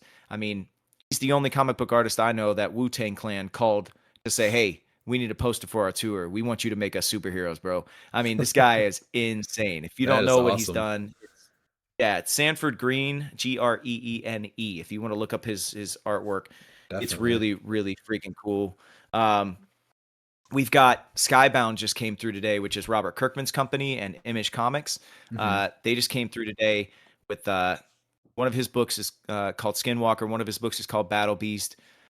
He's got issue number 1 for both of those, graded at 9.8, CGC graded. that he signed and that the artist signed as well. So Ryan Otley signed one of them and Finch signed the other one. They're going to be in our auction. We also got a really cool Invincible omnibus that actually, for some reason, Marvel did a crossover with Image. So it's got Invincible and Spider-Man on the cover. That'll never happen again. It was a limited run of like 200 of these omnibus signed by Robert Kirkman. We're just getting a ton of stuff in the comic book and video game realm. I've got a full-sized poster and a bunch of comic books of Marvel Rivals signed not just by me. I play Star-Lord in the game, but we've got something like 29 other cast members, including like legends of the industry, right? The woman that voices Rogue in X-Men 97, she's in our game. She signed the poster. Like it's just everybody. Lenore Zahn is her name, but everybody signed this thing. So we've just got so much cool stuff. We'll make sure we're really showing it off, but we're going to be able to really share that with everybody during that dinner. And you guys are going to be streaming it. So I'm super excited about that too. So is there going to be anyone that's going to be able to show people how to use the platform before everything starts? Right. So if you want to know how to use the platform, you got to sign up for an account and be an admin or whatever if you're a seller. If you're a buyer, it's actually super easy, but they have a tutorial and a walkthrough video on their website of how you take part in auctions. Basically what you're going to do is we're going to get all these links set up. Howard's been furiously uploading 180 items right now to Zephy. That auction is going to go live the Monday before our event happens. So it's going to be Monday, May 11th. And you're going to be able to go on and just see the auctions. And if you want to join them or register for each of the auctions, you'll register individually. Your credit card, your email address, you'll sign up for each of the auctions by themselves. And then each of them will contact you to let you know your bid is live, if you've been outbid, if there's any items that you're missing that you want to jump in on. So we're not going to do a hands-on tutorial unless we really think it has to happen. But when the auction goes live on the 11th, I just encourage everybody out there, click one of the links, set up for or register for each of the auctions, and then you're going to be good to go. You don't have to have an account with the website. I think I misspoke on the live stream. You don't have to have an account. The only reason you need an account there is if you're going to be hosting an auction yourself for a charity. So Howard and I and Nelly Perez, who is our contact at HDSA, she's our donor relations contact now over there. We all have accounts, which is why it was on my brain. But you don't actually need an account. All you need to do is register with an active credit card, and they'll verify the credit card and everything. They're right there on the spot. And once you register, you'll be good to go. And if you win, it'll charge you right then and there, and we'll move on. The only thing with Zephy this year that is a big change is there's no overtime. But I mean, the last 3 years, there hasn't been overtime anyway. The first 2 years, we had an auction and it worked really well. And we had the thrill of the overtime stuff. This time you're going to want to set your maximum bid. And if that maximum gets outbid, then, you jump back in and bid again. So it'll be kind of more like a normal auction at the end where you're kind of trying to play the game of what maximum bid should I be putting in here, as opposed to, oh, he outbid me by $1. Oh, I'm going to go another $1. So, I will miss that. That's how that's going to work. Yeah, I know. I will too. But again, we haven't had it in the last 3 years. And in the hope of eliminating pain points, we just felt like we had to move to something where that expectation was no longer there because we weren't meeting that expectation. And as much as it was Auxit's, I mean, we were too big for Auxit. We just kept on growing. And, props to them for creating a great platform. They're not built for what we're needing to do. And, I don't want to break them. And I know everybody is justifiably frustrated, and they should be. But a lot of that blew back on us. And I'll take that, man. I'll take that. I kept on deciding to go back with them. But it's because they didn't charge us anything. And we had a good relationship with Vince and Billy and all those guys. I love those guys, man. Big hearts. Built an app from the ground up, and I'm very proud of them. And I love all the work that we did with them. But we've moved to a platform that is much larger, that can handle all the stuff that we have. And I think it'll run much smoother this year. Great. And then last we have Sunday. So this is the Silver Age World Championship. I'm gonna guess that you're doing battle royales this day also. Yeah, I'll be fulfilling the folks that won like in-person battle royals in the auction. I'll fulfill them on Sunday. We'll work around whatever schedule you guys have. If you want to play in the World Championships and until you're eliminated or you get knocked out or whatever, I'll be around all night, and I'm going to be there all weekend. I'm going to be getting in first thing in the day on Wednesday, playing in the event on Wednesday night, and then I won't be leaving until Monday, later in the day on Monday. Because Howard and I have to stay up all night and make sure that everything that needs to be signed is signed. Everything is into its boxes. Everything's ready to ship for people that aren't there, so they can get their winnings in a timely fashion. So, we've got to do a lot of that stuff before he has to pack everything up and head back to Huntsville, Alabama. So I'll be playing mostly in Battle Royals that day, and I usually stay out of the fray. I stay out of the Sunday fray because it just I get agita just standing in the room. It's too much. It's too much. It's intense. It's intense. And we just got a fresh silver update, so I'm excited to see how the event turns out. So you said you're only playing on Friday though. Are you in and out? No, I'm streaming everything, so I'm going to be doing a lot of the camera work and everything. Right. So I have a buddy that's going to be doing the camera work on Friday. Otherwise, I'm there Wednesday through Monday morning to do all the streaming and stuff. Sweet, awesome. So you and me, we'll be palling around together. Sounds good. We'll get you on stream. Oh, does that mean we get you in commentary? I mean, I'll jump in every now and then. All right, yeah, great. Fun. Save you a chair. So is there anything else you wanted to add to that? I know that's more the ROC side, the Silver Age World Championship. Is there anything? Yeah, man. No, I think all I want to say is, anybody who wants to qualify for this thing, you come out to this event, and chances are you're going to be able to figure it out. I know, the barrier to entry for the Silver Age World Championships for ROC, was a lot steeper for a lot of people back in the day. And I think we figured out a lot of ways in this event weekend, again, another pain point to try and alleviate and make this thing as community facing as possible. And I think we've done a really good job of that. So you want to come, you want to play in this thing. Chances are we're going to make it work. We're going to figure it out.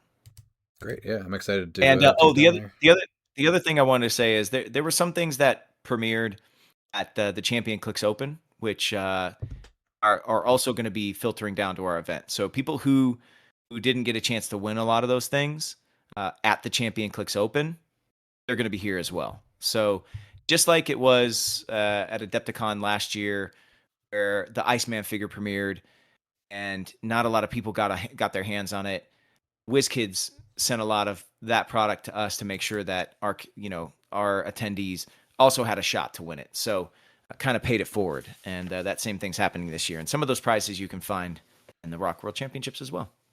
Nice. Well, I had a couple questions for you before listener questions. Are you good at that? Yeah, man. Let's go. All right. I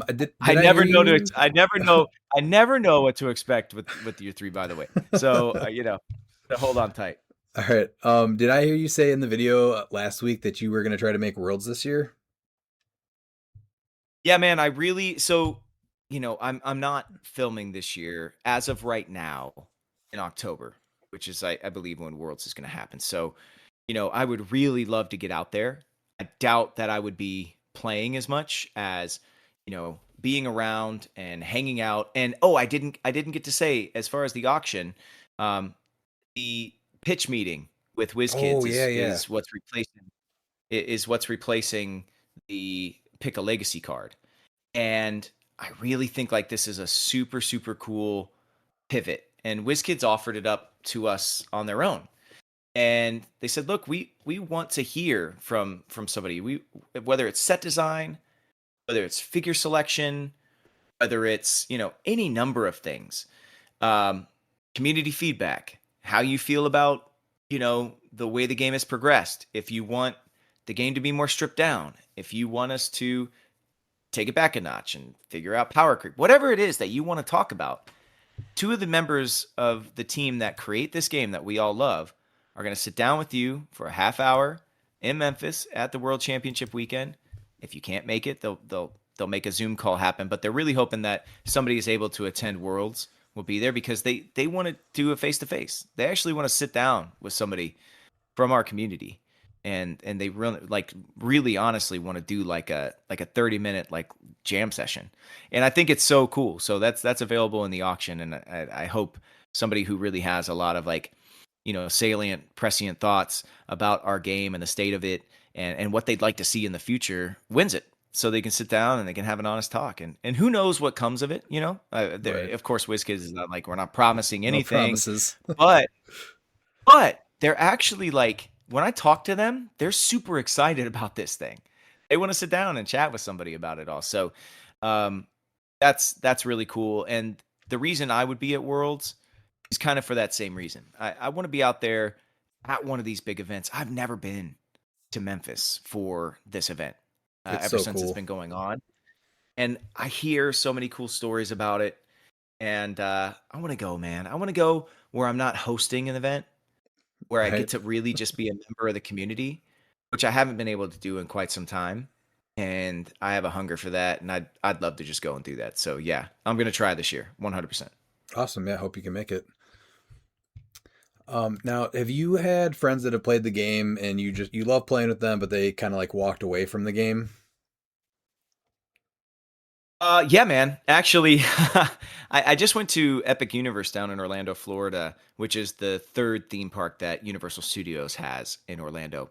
And every time I go back, what I remember most is when I was Frankenstein in the Rock and Roll Monster Review, where the monsters would get transformed into rock and roll stars by Beetlejuice and sing and dance for 30 minutes in the Florida sun.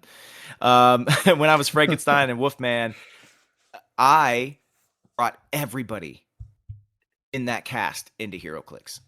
I was an envoy at Coliseum of Comics in Orlando, Florida, as well as a Pokemon TGC store that was hosting HeroClix tournaments. I ran my own venues for multiple years, and I got everybody into the game. And we would sit down in between shows, and we would play. And it was awesome. Like, this was way back in the day when like the original house map that had like the pool in the backyard and had the indoor outdoor, and it was just cool, man. And you'd be looking and you'd see a guy in Wolfman, a guy in Dracula, a guy in Frankenstein makeup, and a guy in Beetlejuice makeup, and we'd all be sitting there rolling dice, playing with the plastic crack, and that's what we used to call HeroClix. Uh-huh. And it was just like, but that whole group, none of them play anymore. And it takes me back to a time, and man, I used to host games at my house. It was so much fun, dude. And then when I was doing the unboxing series, I got a few actors in Hollywood into it. My buddy Rob, who did the Agents of S.H.I.E.L.D. unboxing with me, he was on a show called iZombie. He was also on Heart of Dixie for a little bit. He played for a little while, and we'd get together and we'd play, and he kind of walked away too. I mean, life just goes on, and it's been harder and harder to find venues. Mm-hmm. So a lot of people that I knew that I played with, that I was kind of spearheading us getting together and playing, don't play anymore because I'm not there anymore. And I think it's so important in this game to like have as many people like you guys, like me, who are willing to like engineer ways for people to play. That is what we need the most right now. Right. People who are Absolutely. willing to foster home games, local games, even without tournament play, because we never played for anything except for fun when I was doing all that stuff. So it was a simpler time, but man, it was so much fun. And I was really hoping my kids would want to jump in and start playing HeroClix, but they this year have chosen Dungeons and Dragons, and now my son is saying he wants to play Warhammer, and I'm like, kid, I can't afford that. Yeah. So let's stick with HeroClix, Well, now the Dungeons and Dragons set's coming out, so maybe that'll be their way in. Dude, I can't wait. It is going to be their way in. They're going to want to do it immediately. I can't wait. So we recently had two friends that kind of like stepped away for a bit, but they just returned to the competitive scene. We'll call them Little Brian Eagle and Little Corey Eagle. They recently came out to our big event at Adepticon, Clixmania. So they had 4 days and they just did not do very well, like at all. Are there any words of encouragement you might have for those little guys? Yeah, man. I think it's just you can't play to win. You've got to just play for fun. And the way I look at it is when you go to Vegas and you sit at a blackjack table, 95% of people out there are going to do nothing but break even. But the fun is sitting at the table, especially if you're with friends. Mm-hmm. You go sit at a blackjack table for 2 hours and you break even in Vegas. Holy shit, you had a lot of fun. Right. And it didn't cost you anything. You know what I'm saying? And so for me in the game of HeroClix, I'm just like them. If I was going to play in constructed events right now, I bet you I would have the exact same experience as them. But at the same time, I'd be learning the whole time. And I'd be like, man, you know what? Like, I think I got to find the way I want to play, right? Mm-hmm. And whether that's sealed, whether that's battle royals, whether that's finding a local venue or figuring out friends around you that just want to do themed, friendly, fun play, there's ways to do that. Just know, hey, you know what? Maybe that wasn't for me. Maybe that particular type of event wasn't for me. But instead of that, set up a table on the side and be like, yo, because there's always gaming tables at these big events that are empty. You know? True. Yeah. And a couple of years ago, we were down there at our event and we had some guys just running friendly games. And we also had a couple of guys playing Dice Throne and a couple of guys, there was just this other empty tables in one of the rooms where people were just going and just having a good time. I think the most important thing at these events is actually being surrounded by people who love the shit you love. Oh, that's the Because best. that's the best. And even if you're not doing well, your results aren't everything that you hope for. I mean, were you really thinking you're going to show up and light the world on fire in the first place? The cool thing is you're surrounded by people who love the shit you love. And for me, at the end of the day, it's worth the price to sit at the table for 2 hours. 100%. So last year, X-Men 97 had just come out, and we kind of tried to talk to you about it a little bit, but you had not watched it yet. Were you able to watch any of the revival series? Oh man, yeah. Last year I watched it twice actually. It was so good, man. Awesome. It was so good, dude. I mean, there are definitely. So I watched the first 4 episodes with my kids, and then we went back and started watching actual X-Men the animated series because I couldn't take them to Genosha and to spoiler alert. I think everybody's out there is going to watch it. We couldn't get into the gambit of it all. It's my son's favorite character. He dressed up as Gambit for Halloween 2 years ago. Mine too. My daughter was Nightcrawler, and I couldn't put him through that. So I was like, you know what? Let's go back and watch the original, and let's see how far we get, and then we'll come back to 97 in a year or two when you're a little bit older. But man, holy shit, what a fantastic, masterful job they did of continuing. Oh, it was great. Yeah, it was so good. And yeah, season 2 should be starting, I think, in June or July. But yeah, super excited for that. Oh yeah, it's coming up. And it's coming up super quick. Now, did you know that one of the actors in Ginny and Georgia is also a voice of one of the characters in the original X-Men 97 cartoon that also came back for the revival? Yep, George, the Beast. Yes. Yep. He's on our show. He plays Fat Ugly Guy, otherwise, which is the nickname that the lead character Georgia has for him. He plays the attorney for the biker gang that she used to be a part of. And so he does a lot in the flashback portions of our show. Yes. But he is a sweet dude, man. He's a really sweet dude. And I become really close with Lenore Zahn, who voices Rogue in it as well. And I just met Gio a couple of weeks ago, who voices Sunspot. So I've met a lot of the cast now. Oh, very and cool. they're all super cool. They are such a tight knit group, and you can really tell in the performances. That's awesome. Speaking of Ginny and Georgia, is Paul the father of Georgia's baby? Dude, I can't tell you shit about shit on that. Don't try and pull this stuff. You're trying to get me sued? That's the only one I'll go with. Get out of here.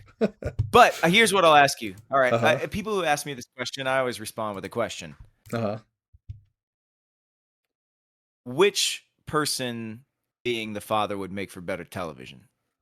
That's the question. That's the real question. I think it's got to be Paul because that's what people want to see. I think. I think people want to see it be Joe's baby, but I do think that it being Paul's baby would be better television. Like, let's keep this drama going. Let's keep Yeah. it going. We're excited for Yeah. that too. That's next year, right? 2027. It's all up to Netflix's algorithm. They've Sure. got some mother box somewhere that's like, now release it now. I'm like, I have no idea. I don't understand it. But yeah, we're done though. We finished shooting 3 about 4 weeks ago now, and they're in post production. They're deep into post production. Everybody's super thrilled with what we were able to put down for season 4. Can't wait for the world to see it. Cool. Yeah, I'm excited. Is there anything you're reading right now, comic wise? The Absolute series at DC, 100%. I stuck with Gail Simone's X-Men for a little while, and some of the branches that came off of that. I love the four new kids, Calico and Death Dream, and those guys. I think they're really cool additions to the mutant universe. But the Absolute line for me, especially Absolute Wonder Woman, I think is just. I think that book is so damn good, man. It is so good.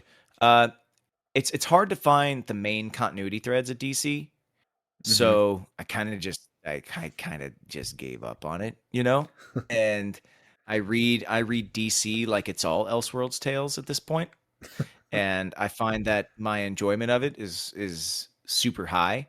But Absolute Batman, Absolute Martian Manhunter, Absolute Wonder Woman, standout books. I love the twist on Superman.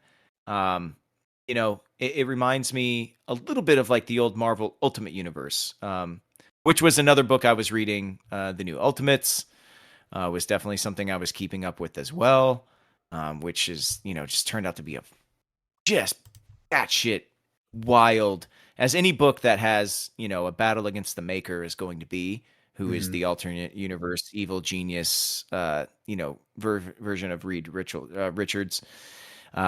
Deals a lot with Howard Stark and twists a lot of, what we think about the characters we know and love. So, those are some of the things that I've been reading.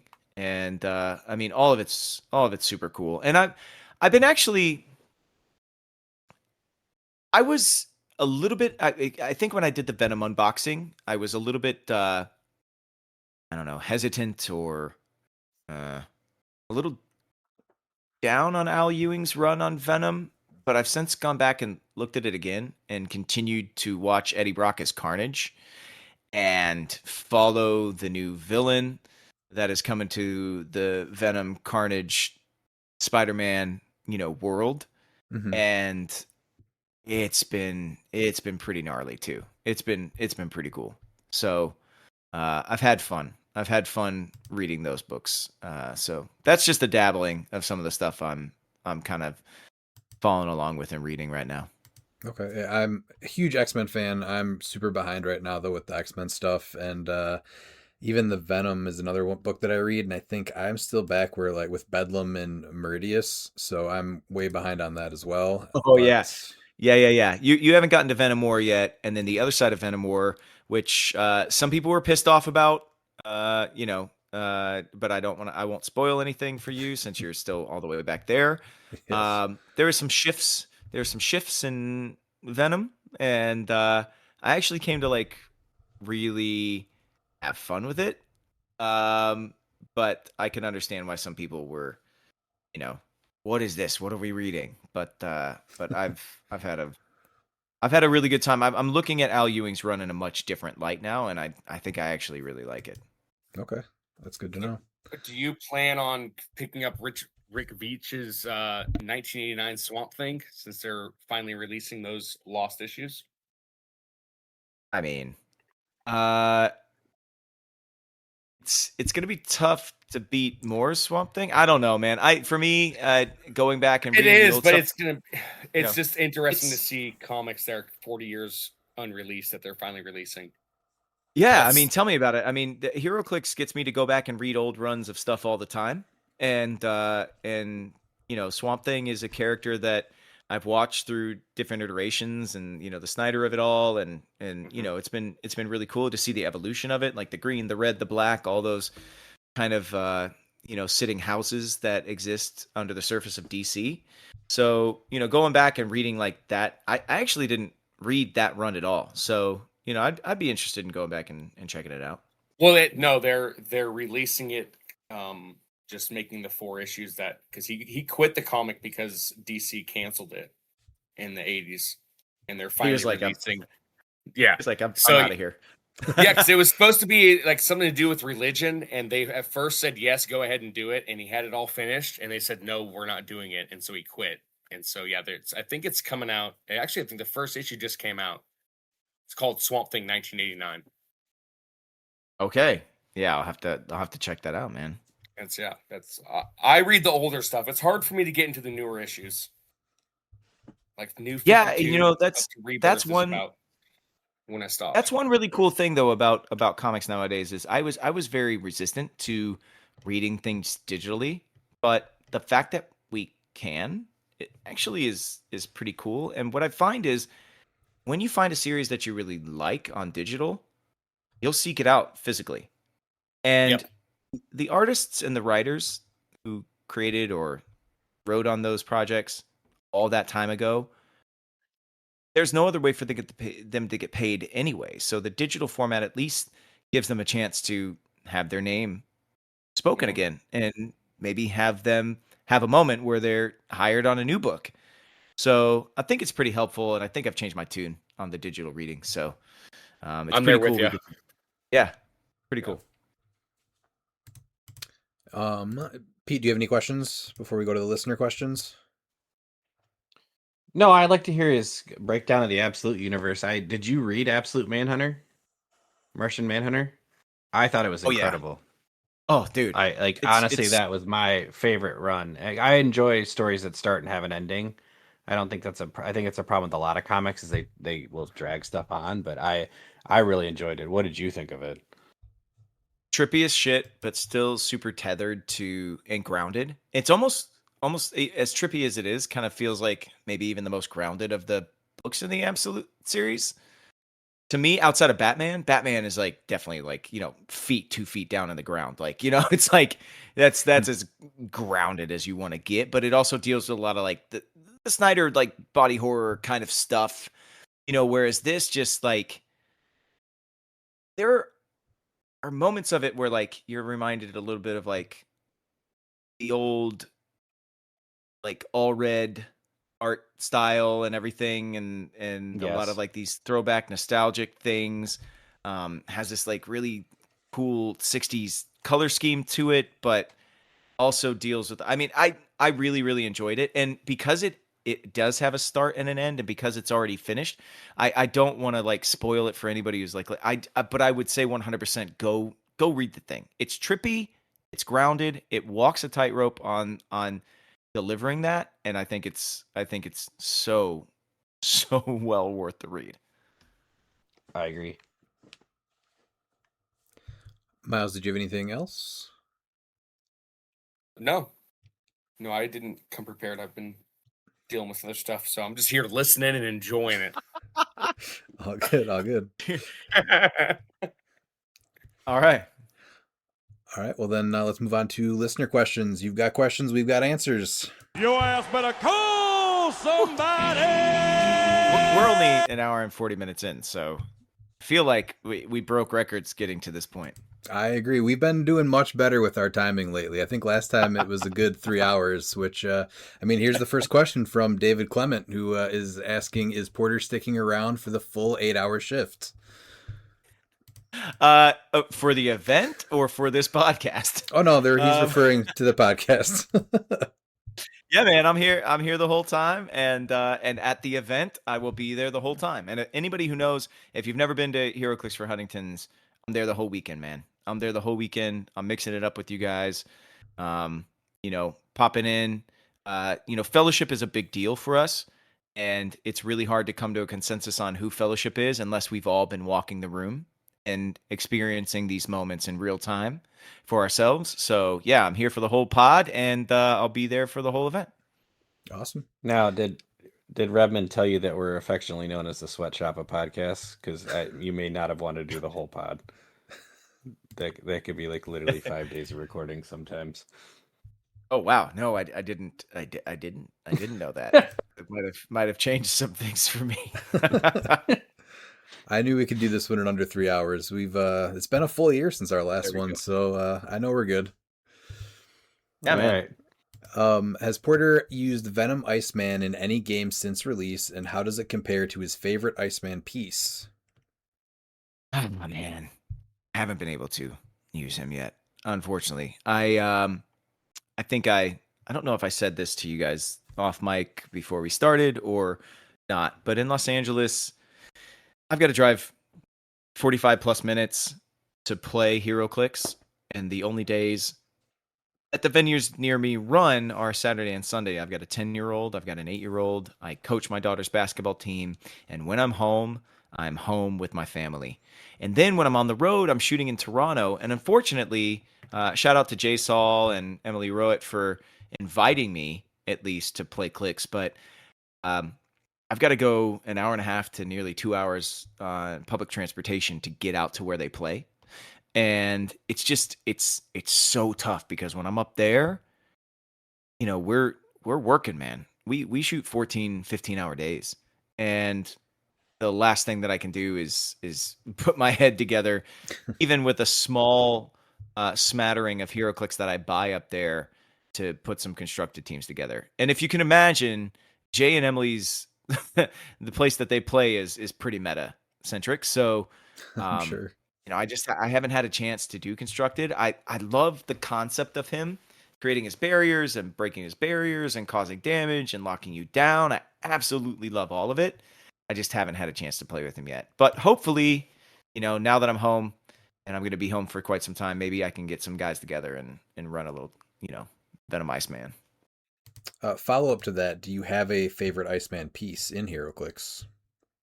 Oh man. Yeah, I think God. This is where all of the X-Men sets just start to bleed together in my brain. But there is the one sculpt, the spiral sculpt. I think it was giant size. Oh shit. The one that got the legacy card? Yes. Uncanny, God, right? that piece. Uncanny X-Men. That piece is phenomenal. Just phenomenal. The way it looks and the way it played back then was very good as well.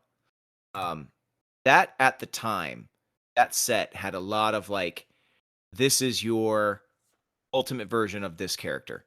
Like, I think the Nightcrawler in that set was really great. I think wasn't Quicksilver in that set, and he had one of the. Didn't that set introduce the little tokens that came with them as well? You know, like the little area effects and effects or something. Yes. Yeah, the effects terrain. And, the effects terrain markers were in that set. It was like this is the version. This is like the ultimate boiled down version of each of these characters, and that set was awesome. And those pieces in that set were great. And that Iceman, I think, for me, because I was still playing constructed back then, so it's like one of the last Icemen I really got to use that I was able to crush with, and that was fun. The legacy card he got is really fun too. I've played him a bunch. Oh That's my favorite X-Men for sure. Yeah. Or Iceman. Sweet. Yeah, man. Then we have Joe Ruffing. I haven't won a tournament since finding out my wife and I are expecting, and hardly a game since finding out it's twins. How good did you all used to be before kids, and will I even be able to remember the pack at all once they're actually out and depriving me of sleep? Okay. I mean, I'll let you guys. How many in this room have kids? Oh, all of us. I got Miles 5. has more than all of us combined. Yeah. Okay. All right. So a couple of you guys are proof that you can still play after kids, right? Mhm. For me, it really went the other way pretty quickly. Because my job takes me away from home so much when I am home, it's just, I mean, I'm still good at sealed. I still believe that I'm good at sealed. You remember the pack, but the problem is you remember multiple packs. Like, and this Yeah. is the problem of playing the game for as long as I have, and then having kids, which means that some useless information that I've had that I could always count on knowing has been replaced by the constant need that my children have to be taken care of. And so it's just like some of it like just drips out your ear, and you lose some of the useless knowledge that you had earned over, many hard years of playing this game. But at the end of the day, figuring out which pack is current is my biggest problem. Like that's my biggest problem. I'll be doing just fine. I'll be current rule, current rule, current rule, and then try to do something from 14 years ago. And I'll be like, that's not right. So, I don't know how it is for you guys, but man, I used to be a killer. Man, I used to be really, really good. Like I was always a threat when I entered, at my local venues to win every single week. And then at big tournaments, I was like at, Wizard Worlds and C2E2s and stuff, there was I'd make top cut pretty often. And not anymore. Not And you were anymore. playing way I don't have before you time even to met do- your wife, right? Oh yeah. Yeah, as a matter of fact, here's a funny story I don't know if I've told on a podcast before. I lived in Austin, Texas. My wife and I met, and the cast of Friday Night Lights knew I played HeroClix because down in Austin, I played a lot. I played at Bee Cave Comics, I played at Dragon's Lair, I played at Austin Books and Games, and when we started filming Friday Night Lights, we only had one car in our cast because we were shooting the pilot and all of us just kind of flew in and we didn't have any cars. But my buddy Zach had driven his dad's Subaru Outback down and had it during the pilot. And so while we were shooting the pilot, I was like, I'm gonna go play a game of cliX. And he was like, well, what is this? What is cliX? I was like, it's cliX. So Zach Guilford and Minka Kelly rode with me, and I said, you guys don't want to come. I'm going to be there for 3.5 hours. And at the time, I was running an X Factor's team almost exclusively at every event I would go to. It was when you could put armor piercing on Quicksilver, and I had a shit ton of multiple men, and I was using that Havoc who dealt 4 damage, and I was just like, I loved it. It was marvelous. And they came, and they watched me play like 3 rounds of HeroClix. Could not believe that Minka Kelly, who like every jaw was on the floor, by the way. Everybody was like, who is that? Like, why is she in a comic shop? And then they relentlessly made fun of me for the next year. And Zach and I moved in together. Zach Guilford, who played Matt Saracen on Friday Night Lights, we lived together. And I didn't have enough space in the apartment itself, but we had a storage unit attached to our apartment on the same floor, just like around the corner where everybody had like little storage closets. Mm-hmm. And he gave me the whole thing for my cliX. So I had a table set up in there, and I would go in there and I would team build. And I had my own little like war room.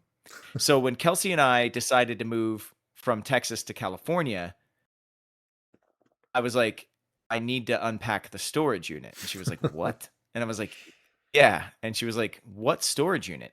And she didn't know that like I would go in there and I would like, when I would go to the comic shop, I would play HeroClix. Like it never really clicked with her. Mm-hmm. And then she was like, walked in with me and she was like, what the fuck is all this? I was like, it was all these little toys. And she was like, I would have never dated you if I knew you had a hidden closet of toys. I was like, oh. That's a skill to keep my it wife hidden. had the exact same reaction Yep. when she found out that I played cliX. Yeah. And then she still married me, and I played a lot up until we had kids. I played a lot out here on Saturday afternoon. She knew I was going to go to Always Comics and Games and play, and she was going to have to figure out something to do that afternoon. And now with the kids, can't so much anymore. But anyway, there you go. Yeah, no, I took a 14-year break once my first was born, so I did that. Yeah, I stopped. I was actually part of the reason why cliX died, like down here in Southern Oregon, because they were just too casual, and like the meta bug hit me, and so me and a buddy who's now in Tennessee were always winning every game, always in the finals with like every little event, and I feel bad now that people just stopped showing because like we were just that sweaty meta, and I do regret that a little bit.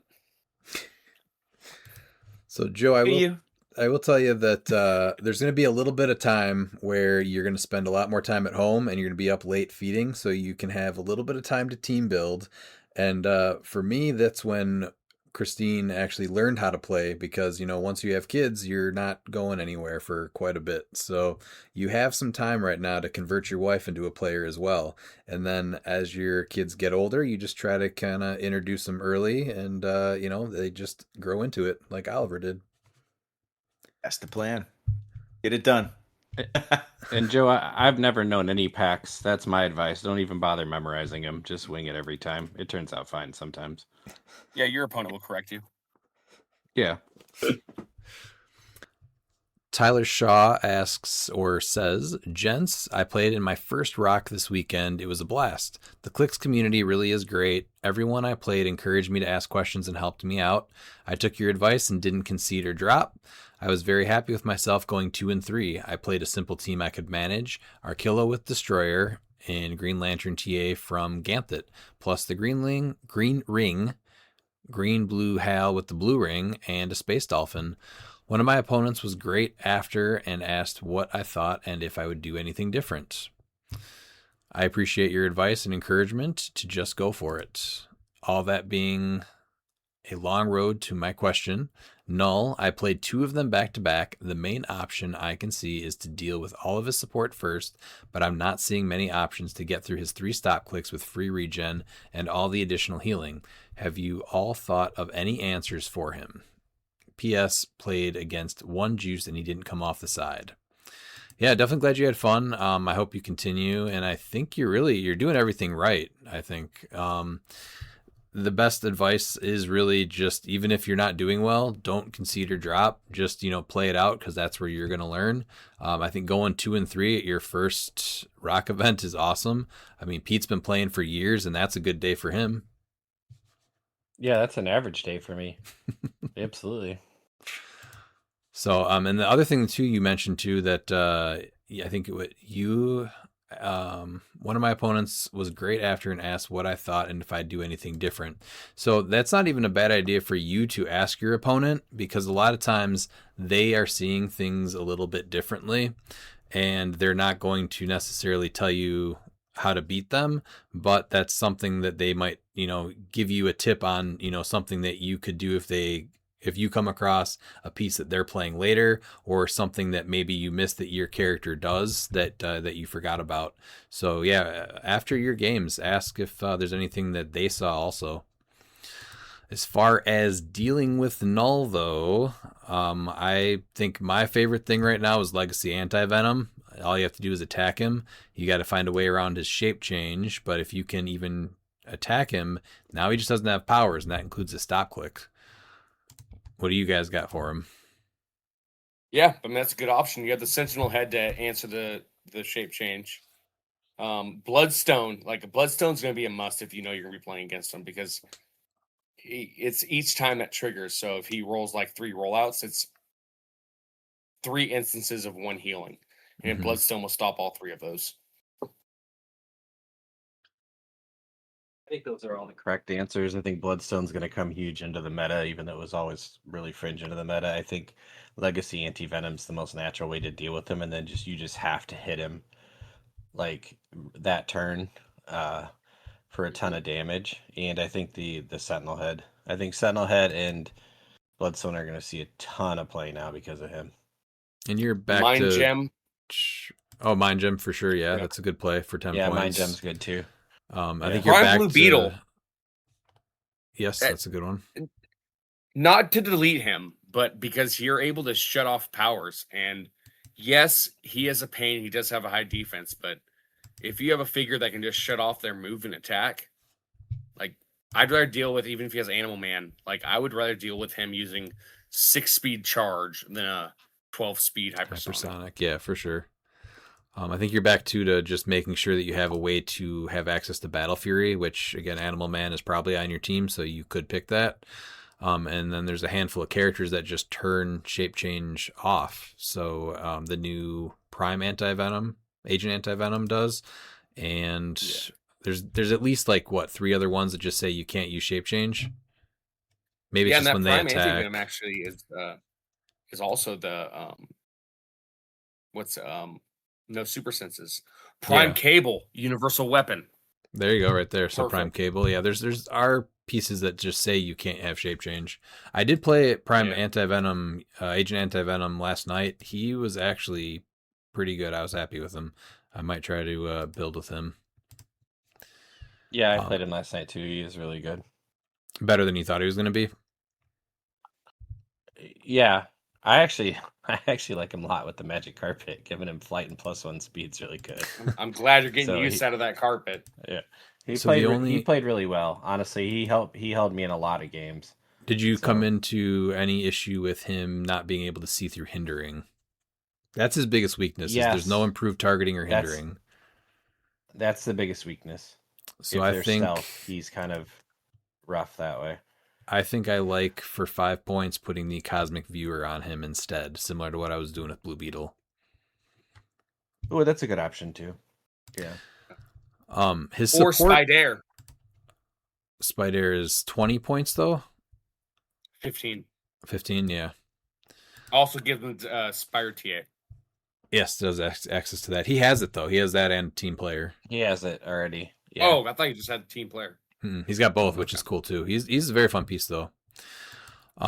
Null, his support though isn't too scary. It's just usually really good support. So I don't even know if you try to take it out first. Like obviously you don't want to kill one of his symbiotes and give him the symbiote. So otherwise there's like Maker, Spider Gwen, maybe the 400 Venom is one of the best attackers that he can bring in. But I think you just have to focus on him right away, right? Yeah. Yeah, if you don't, you're not gonna win the game likely. That's If just too much If you don't damage. get him down, and if you kill him, you're gonna win the game. So he's his own win condition and loss condition. Mhm. So And then similar to Tyler's question, we have Saul Sent. We saw Null play it at the Battle World Bowl tourney in Alabama. Players were not prepared and they were decimated. What should players do to prepare to face a Null or Kong without having to try and plan around these two elements? So obviously Kong only available in silver.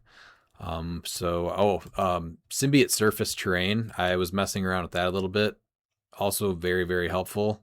So I think that's a good way to start to knock some of these tentpole pieces down a peg. Trick arrows. Placement's gonna be very important. Yeah. Yeah. Trick arrows is a great option. It's your restricted element though, but they're great. So totally can understand playing those. Prime Beetle, it was one that we mentioned. Legacy Cosmo, also something you can use to take away power still. As far as equipment goes, in silver, I think Butterfly is really what you're saying. And then you have either Legacy Cosmo and the Venom, the anti-Venom on your sideline, depending on which matchup you feel is better for him at that time. Yeah, I think those are two pieces that automatically go into the Butterfly toolbox. What about the Enchanted Crowbar? Gives you exploit weakness, That's and if good someone too. can use, what is it, impervious and invincible, they can use invulnerability instead. So there's some things that would still be able to reduce penetrating damage, like Kong if you are less points, or Prime Colossus who's also coming back. But if they're only getting invulnerability now, they can't reduce the damage more. So I think that's really big right there, especially on Colossus. Mm-hmm. Yeah.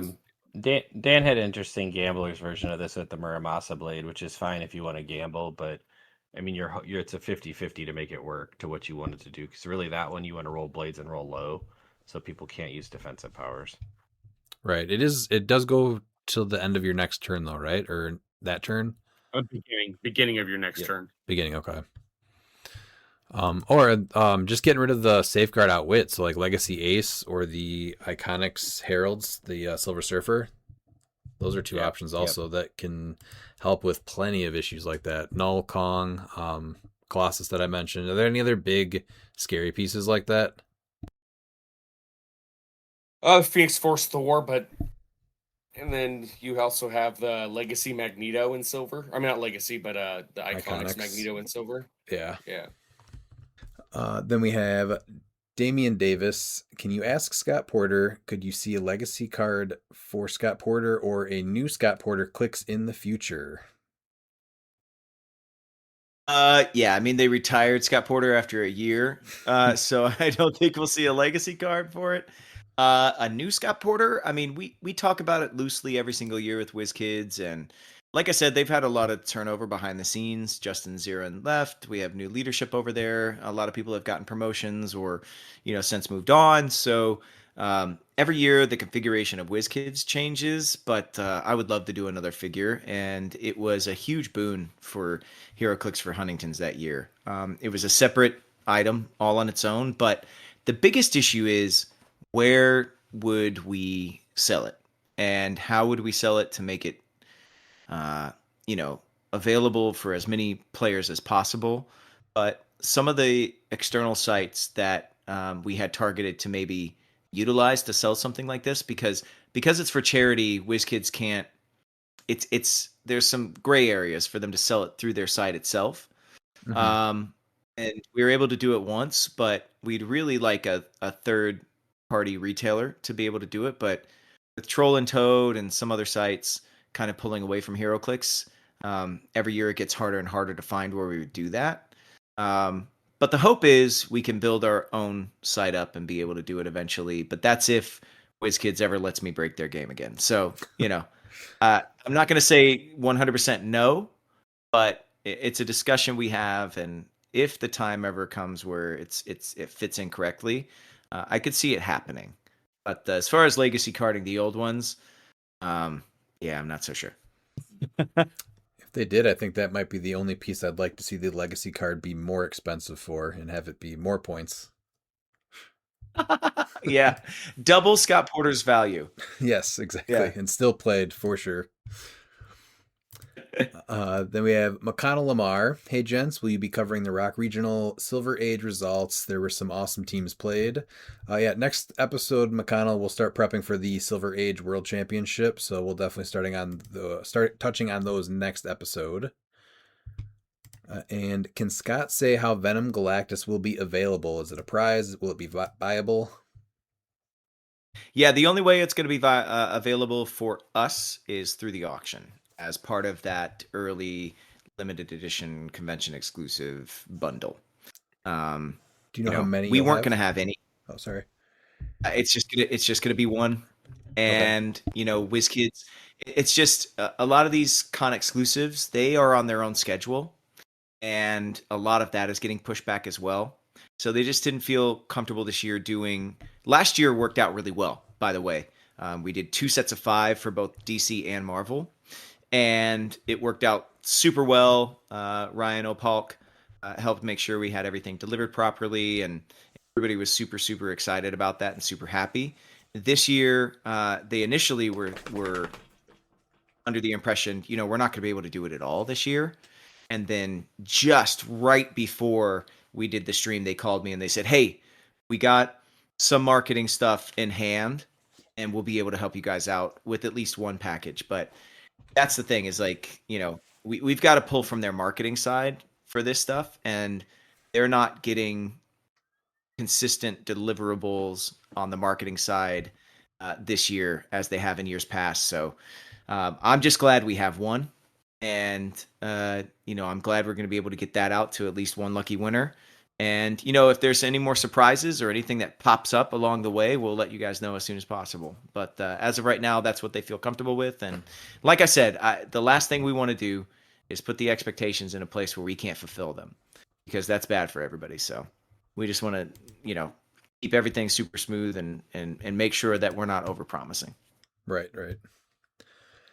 Then we have JM DeJulio. Are there any CLIX that you've unboxed or opened that have inspired you or piqued your interest enough to read the source material for the very first time? Dark Knights of Steel did that for me.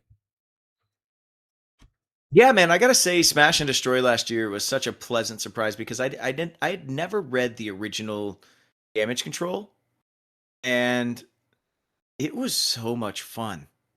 And to go back to the read, I would have never been able to find these issues if I wouldn't have been able to read through Marvel Unlimited. So I went back and I was like, wow, they've really tied this into a ton of stuff.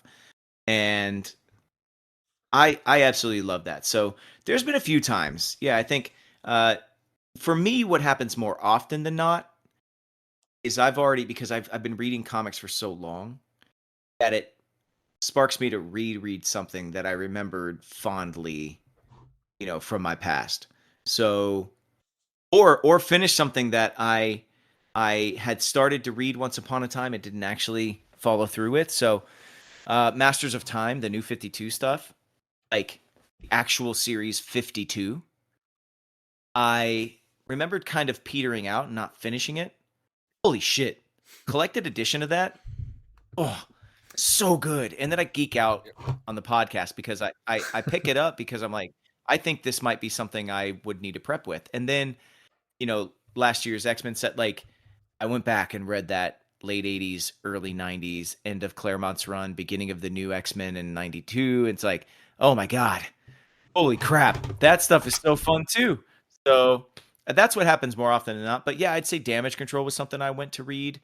And there's some characters like Swamp Thing, which, look, everybody loves different writers, different ways that people deal with stuff.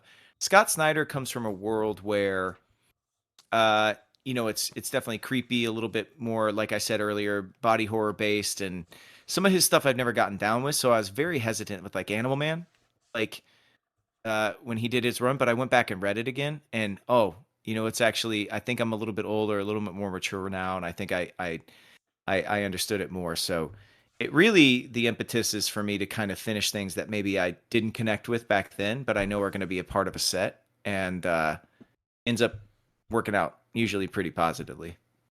Very cool. Then we have Konstantin K. Savitsky. How would Scott Porter make theme playable again?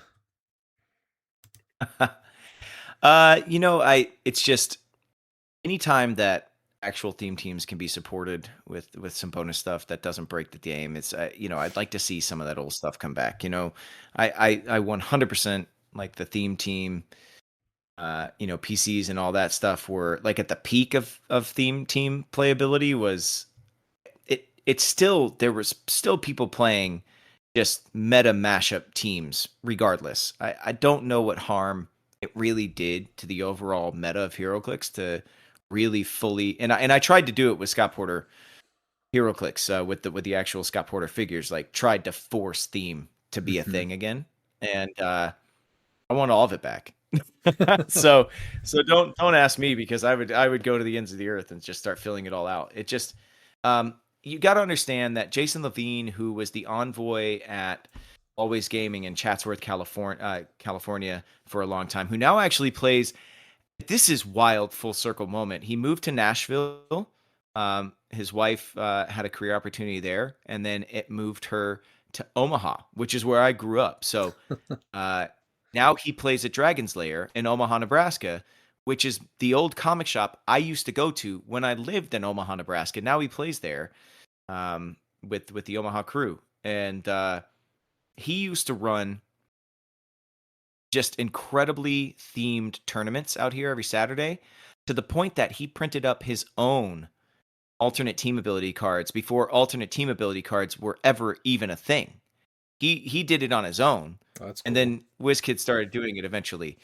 And he did it for like almost every single, and you could win them as prizes here. And you could add them to your collection to play with feats or battlefield conditions or whatever it was. And it was really, really cool. So theme is in my blood. Theme is in my blood in a big, big way. So I would bring it all back. I would make it so that it trounced meta mashup team. So do you remember how this played out with them taking away theme team probs and then you designing these figures? It was pretty soon after, wasn't it? Oh yeah, I was ticked off. I was like, you took it all away. Well, can I put it all into one figure? Can I do that? Can I unlock this stuff?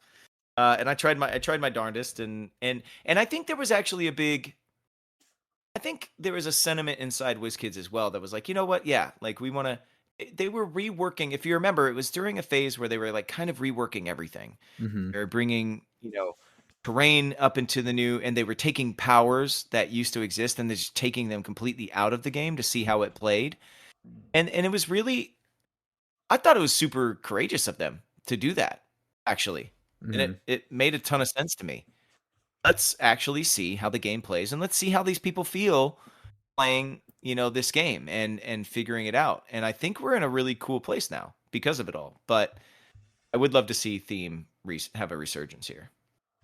Yeah, we all love Theme here too, but the playability at top tier right now, it just doesn't make sense. And so I think a lot of people are trying to find ways to make that happen again, because there are still people out there like us that want to see Theme playable. Well, that's the first thing that I would do, is give named theme bonuses like through the roof. Named, actual named, not generic, because I think that was a great place to be. You had generic themes, generic keyword themes, and you had named keyword themes. And that's the first place I would start back again, is like really, really, really leaning into that. Okay. Because I know animal and mystical and the generic keyword themes can still were, and I think it's a big reason they stepped back is because they were ultimately super powerful. And I think we've got to dull that blade, but sharpen the other one. Of you want to run an actual X-Men team, right? You want to run an actual Doom Patrol. Fuck it, let's go deep cut here, and let's make these guys super playable. Yeah, I think there's definitely people that want to see that happen again. So if there's any people you can talk to get that moved along, let's do it. Oh, there's people that you can talk to if you win that auction item. So get it done. I'll be bidding on it. Trust me. Ah. He also asked about the what was this? I think the fans want more Scott Porter figures. Are there any planned? Kind of touch based on that. Yeah, not planned right now. We'll talk after this year's event though, like we do every year. Is the Drunk HeroClix Championship ever coming back?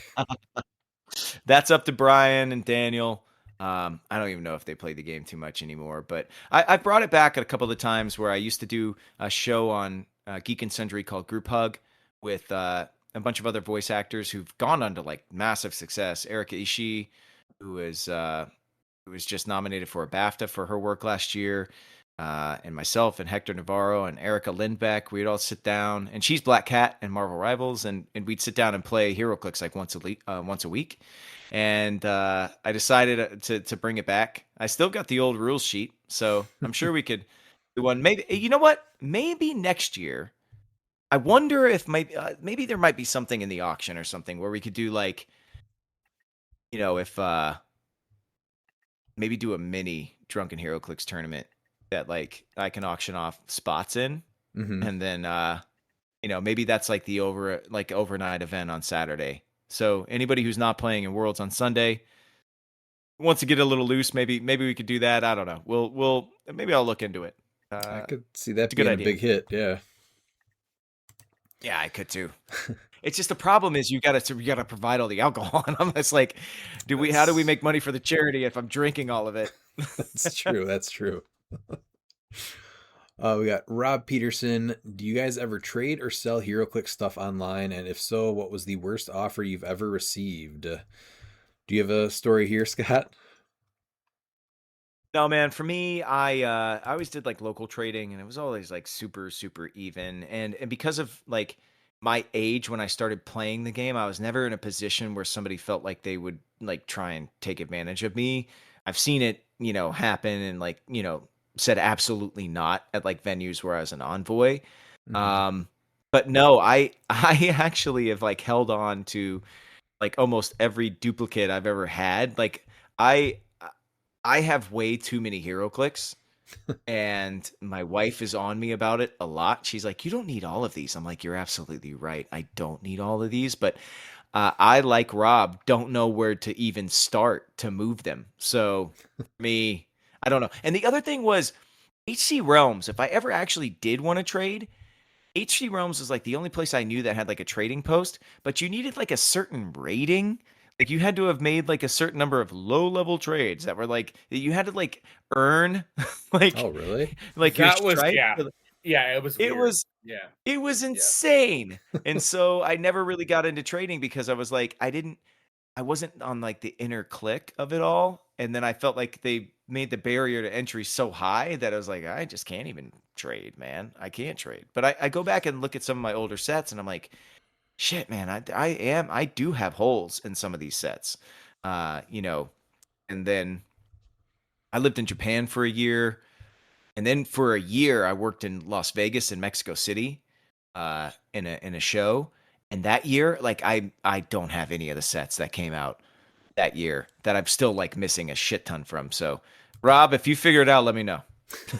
I think my worst experience was I way over offered on my end for, I think it was like a chase and a prime from a new set for another new chase. And the person just kept going back and forth with me and numerous other people on Facebook Instant Messenger, just trying to see what they could squeeze out extra. And so finally I just said, I'm not offering anymore. So that one is one that is just burned into my mind as a very negative experience for selling.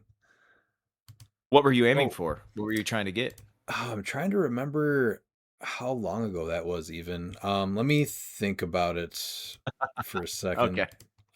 Miles, do you have I a put up a sales post. Yeah, I put up a sales post and I put a deal for Prime Swamp Thing at 175. It told me I'd go a little lower. I had someone offer me $65. I was like, man, come on. I'm trying to raise money. I'll cut you a deal, but the last one sold for 225. Like, get it. That's you know what I need to do is I need to go into my HeroClix closet and I need to get every single duplicate out of there. And next year in the auction, offer Scott Porter's HeroClix closet duplicates set. I think it'd probably be about 2,000 clicks. I don't know if anybody would buy it, but Oh, No, absolutely. Oh, that's no, that's yeah, absolutely yeah, based on that the highest selling item in the auction Oh, next yeah. year.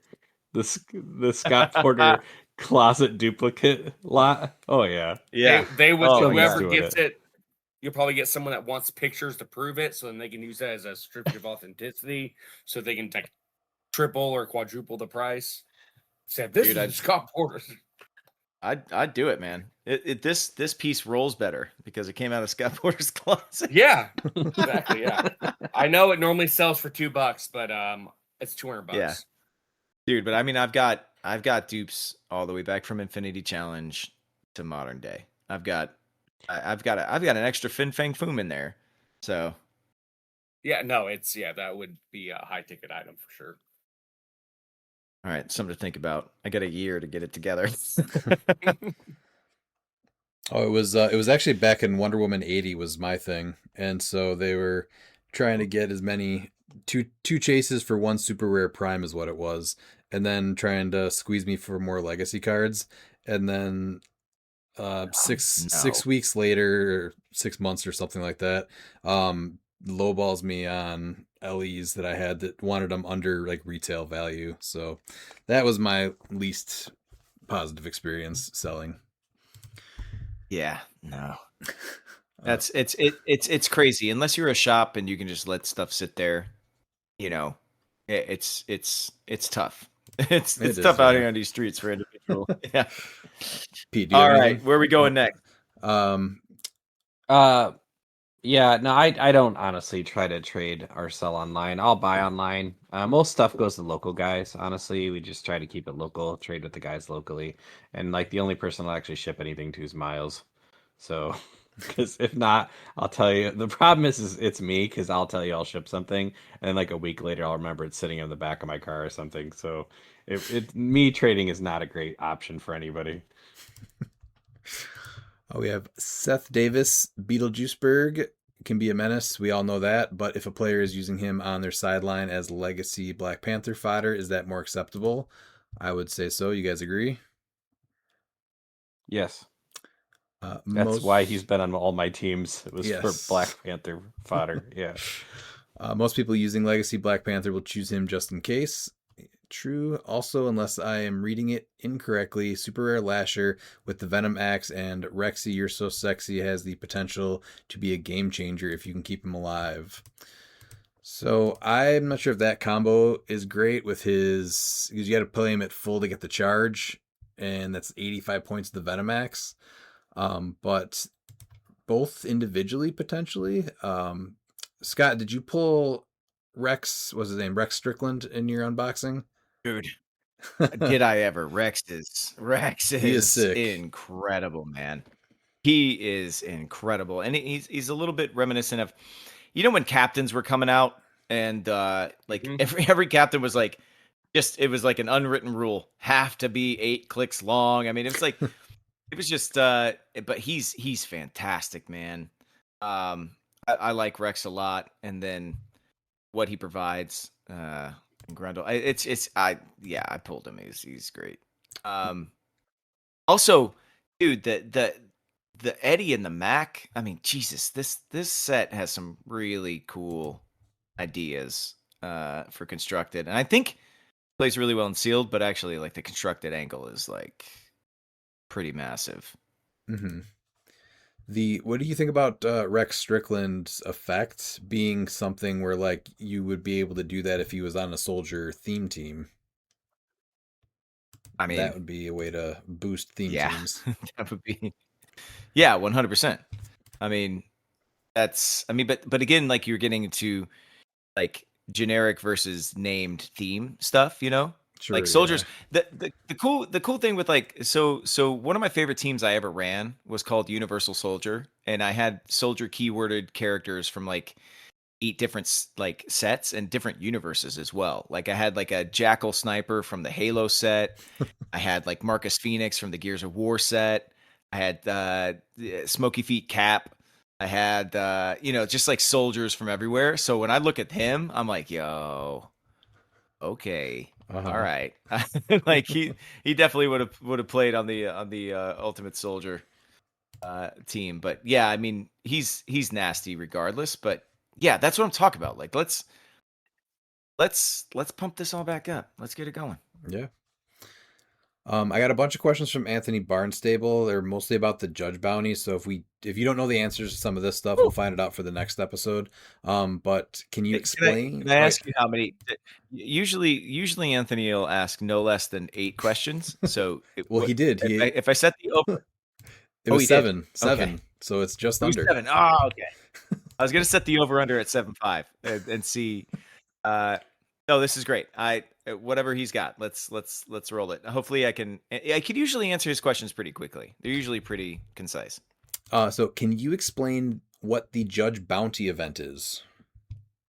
Yeah, I think I did earlier in the pod. There's details up on I think it's Friday night on the HeroClix for Huntington's website. It is a modern pulp event, and half of our judges are going to be able to play in it. We've got 2 sets of judges for the event because we're running so many hours. We don't want to burn anybody out. But one of our sets of judges is going to be able to play. I don't know exactly which ones. They're going to have to, like I said earlier, Rochambeau for it. But once they figure it out, we'll let everybody know. And then the judges will be carrying extra prizing on their backs, just like I do in Scott Porter vs. the World.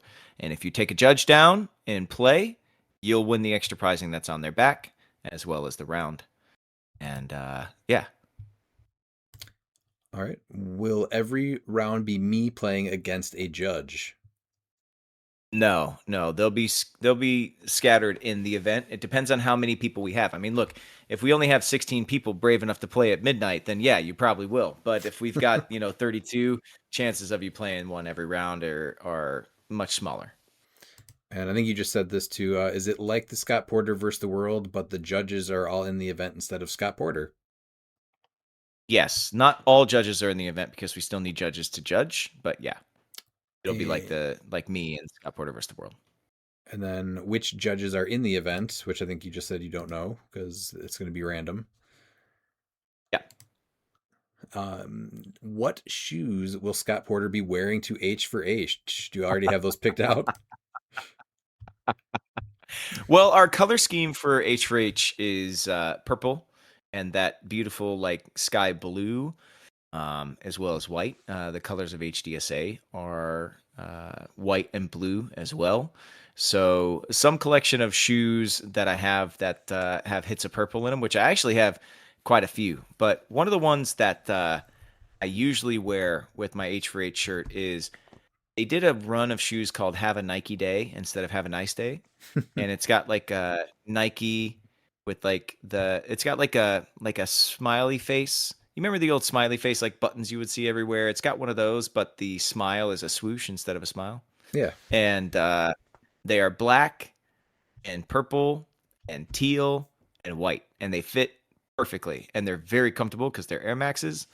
So I'll definitely be wearing those. I've got a pair of Jordan 4s called the Zen Masters, which are based on Phil Jackson, who used to coach the LA Lakers when he was coaching the Lakers. He did a Sports Illustrated cover where he was wearing tie-dye like robes, like monk robes, and it was like the Zen Phil Jackson. And so these Jordan 4s are called the Zen Masters, and they're based off of that cover. They're purple, pale pink, black. So I usually wear those with the event as well. And then occasionally you'll catch me in a Family is Everything t-shirt, which is, blue and white. And I've got the blue and white SB4s, which SB skateboard. Nike does a whole SB line of shoes, but they did a crossover with Jordan where they made some of the Jordans into SBs. And the SBs are so comfortable. And I'm on my feet all day at these events. So those 3 pairs of shoes are all super comfortable. So you'll see me in those. And then I have this one pair of Air Max 97s called the Smoky Mauves, and they're freaking beautiful. And so I'll probably be wearing those. So my 4 sneaker rotation, there you go. You're all set. Dude, I don't know. There's probably not a crossover between sneakerheads and HeroClix outside of, I think Ant, who won weekend long fellowship last year, is a sneakerhead, but outside of that, I don't know anybody else in the game who is I don't think there's big many. sneakerhead. Yeah, they're spending all their money on clicks. They can't spend it on shoes. Exactly. Yeah, that adds up quick. But if you notice, Scott Porter vs. the World has a dope pair of Jordan 4s on. So boom, there's that. I mean, the Scott Porter HeroClix figure. I mean, not versus the World, but anyway. I thought you were giving the away Scott the Porter bounty HeroClix prize. No. The Scott Porter HeroClix figure is wearing Jordan 4s. I mean, we've been doing this for 2.5 hours now, so I'm starting to go a little loopy. Yep. Can we get a cool donation tracker thermometer that gets colored in to see the amount grow over the weekend? I always love those. We had it the first 2 years of the event because HDSA, the landing page that we had at HDSA, they were on a different web server, and they had that particular icon. So, but the problem is the money that we would make at our event wouldn't go. It doesn't go to HDSA until we wrap out our weekend. It's just the way. I mean, we collect all the money and then we send it to them afterwards. Because HDSA can't sell anything, they can't auction anything. It all has to be done through third-party sites just because of legal reasons, in all 50 states in the U.S. So the only way to do that is direct donations. So it would only track the direct donations, which is a small part of it. It's not nothing. We usually raise a couple of $1,000s just a year of people going, I just want to donate directly to HDSA in the name of HeroClix for Huntington's. And you can do that. There's a landing page that you can go to heroclixforhuntingtons.com and you can click on it. It says donate directly. It'll take you directly to HDSA and a donation form right there. And it gets earmarked as HeroClix for Huntington's, but they're on a new site now and they don't have that. What do they call them? Widgets? They don't have that widget anymore. Oh, okay. Yeah, now that you say that, I do remember seeing that. Yeah. So unfortunately, no. Now we could do one that would be in person. That like could be like really fun, right? One of those cardboard, a little cardboard one. Yeah. And we do the little Sharpie and we fill it out whenever we hit the next level. We could probably do that. What was your favorite scene or episode of Ginny and Georgia to film? Oh God. Oh man. Anything usually with me, and for I don't know if anybody listens to this, but I mean, I'm sorry, everybody listens to this podcast. If anybody watches the show that is listening to this podcast, because again, not a ton of crossover. But the guy that plays Zion on our show also plays Black Noir on The Boys, and him and I and Ray Black, who plays Joe on the show, we're all big time Nintendo fans, and we always bring our Switches to set. We're usually playing Pokemon or whatever. So anytime the three of us are working together is like super chill. Not to say I don't love working with everybody else on our cast, because everybody on our cast is dope as shit. But those days are super fun because the three of us get to just like nerd out, in between takes. As far as my favorite episode, there was an episode where where there was a big house party that was happening in our house, and we come home from an evening out, me and Georgia, and then we bust the party.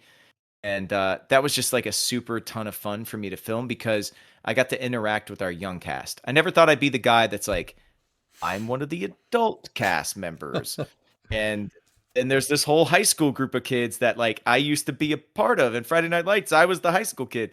Now I'm the adult guy. And so I don't get to work with our very young, very talented cast all that often. So that episode was really fun because I got to actually work with a lot of those actors for the first time. Okay. And that was a blast. Yeah. Cool.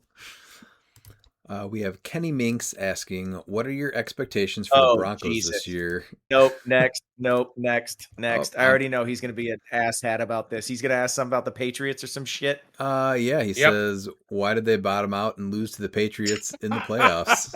Oh my God, this fucking guy. Yeah, that's what I say all the time. It had nothing to do with a fourth string quarterback that was on the practice squad of another team. I can tell you that much.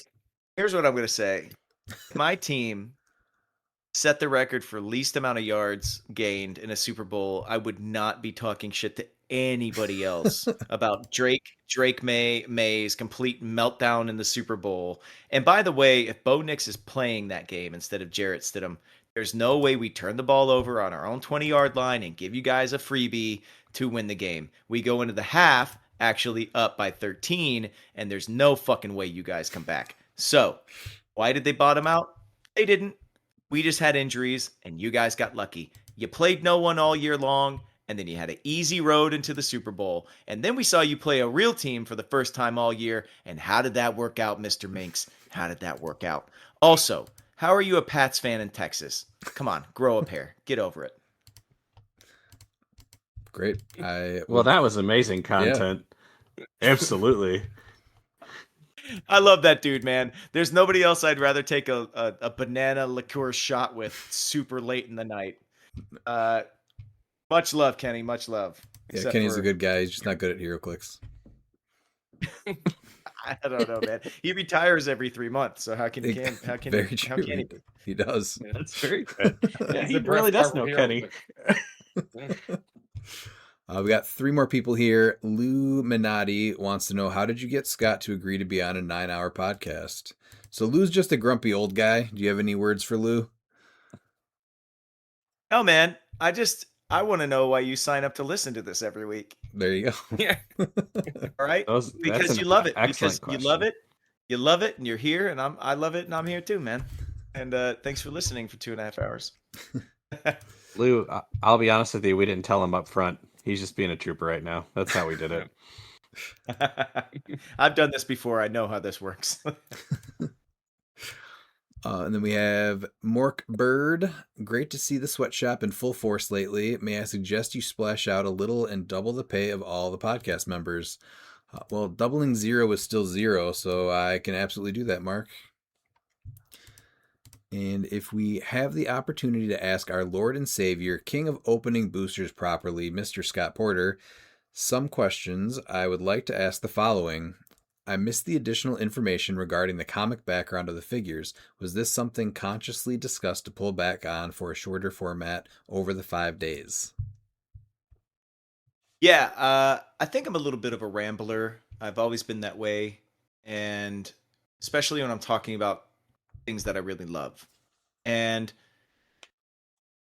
the algorithm of YouTube kind of dictates like where your viewership numbers are going to lie, and it shifts constantly. So when I first started this thing, long form YouTube videos were the way to get massive viewership and to get them to stick around for 75% of a presentation. But over the years, it fluctuates. So really what we're trying to do, because my unboxings are meant for the player community, but also are really meant to try and reach out and grab new people. So that's why I do the story time with Scotty P. Hope that somebody happens upon what I'm talking about that's a comic book fan but never played the game of HeroClix, because I still want to grow this game. And they go, hey, he's talking really in depth about these characters that I love and reminding me of these stories that I absolutely love, but I can play figures that are based on that story or based on that character or based on that author's run or that collection, and hope that I can bring somebody else into the game. And I started doing these unboxings because the game had just died. And I started doing them as soon as the game came back, after the Topps debacle and Sports Clicks and everything else. And, you know, my goal is always to twofold: to service our current community, but also try and engage people who have just happened upon this video because the name Scott Porter's in the title and they might know me from something else or a different thing, or they love the comic book characters that are, you know, that the current set is based around, and they come to see, hey, I want to play this game because of that. The beautiful side effect of it is that I have gotten so many HeroClix players who didn't read books who came to HeroClix by way of another tabletop game, whether it was Mage Knight or Mech Warrior or like whatever it was, came to this comic book based thing having not read a lot of comics, and they watch the unboxings and they go, you know what, man, I never read a book before and now I can't stop. There's this one character I love, and I've started reading all the books and I've gone back and I've read them from the beginning, and that is so cool to me, because that means that the synergy between the license that WizKids has with Marvel and with DC and the independent comics is really working. And right now, the algorithm is saying videos at 25 minutes or less are really what is hitting. That's really what the outreach, that's where you're going to see more new viewers. And we're trying to get people to play this game. So I'm always trying to cater to what the algorithm is kind of dictating, of like, how can we get the furthest reach for each of these series? So it fluctuates. 2 years ago, 40 minutes was the sweet spot, and I was doing 40-minute podcasts. I mean, not podcasts, but unboxings. And this year it's kind of 25. So for the foreseeable future, I'll be trying to fit as much comic content as I can into 25 minutes. And we'll see how it works out. Interesting. Okay. He is asking about Auxit, which we already covered. It's Zeffy. How do you spell that again? It's Zeffy. Yep. And there's a link on our HeroClix for Huntington's website, as well as Lucky Dice Games site, to go to Zeffy and kind of watch a little tutorial or check out the site, see if there's any other auctions up and running that you'd be interested in, just to kind of understand how the auction works. And then our auction will be open May 11th, and you guys can jump in and see everything we have to offer as well, and register for each individual auction. And you can sign up to follow individual items or just the auction as a whole. And I think it's going to be great. Perfect. Will there ever be a chance to bid to play an online game of HeroClix with yourself, Scott, or perhaps just to chat clicks for half an hour? There was for years for HeroClix for Huntington's. I auctioned off 4 online battle royals every year, but the money that it started to bring in versus the prizing we were giving out and the judges, we were wanting to make sure that we take care of our judges as well. The amount of judges that we had in the online stuff, it just started to almost break even.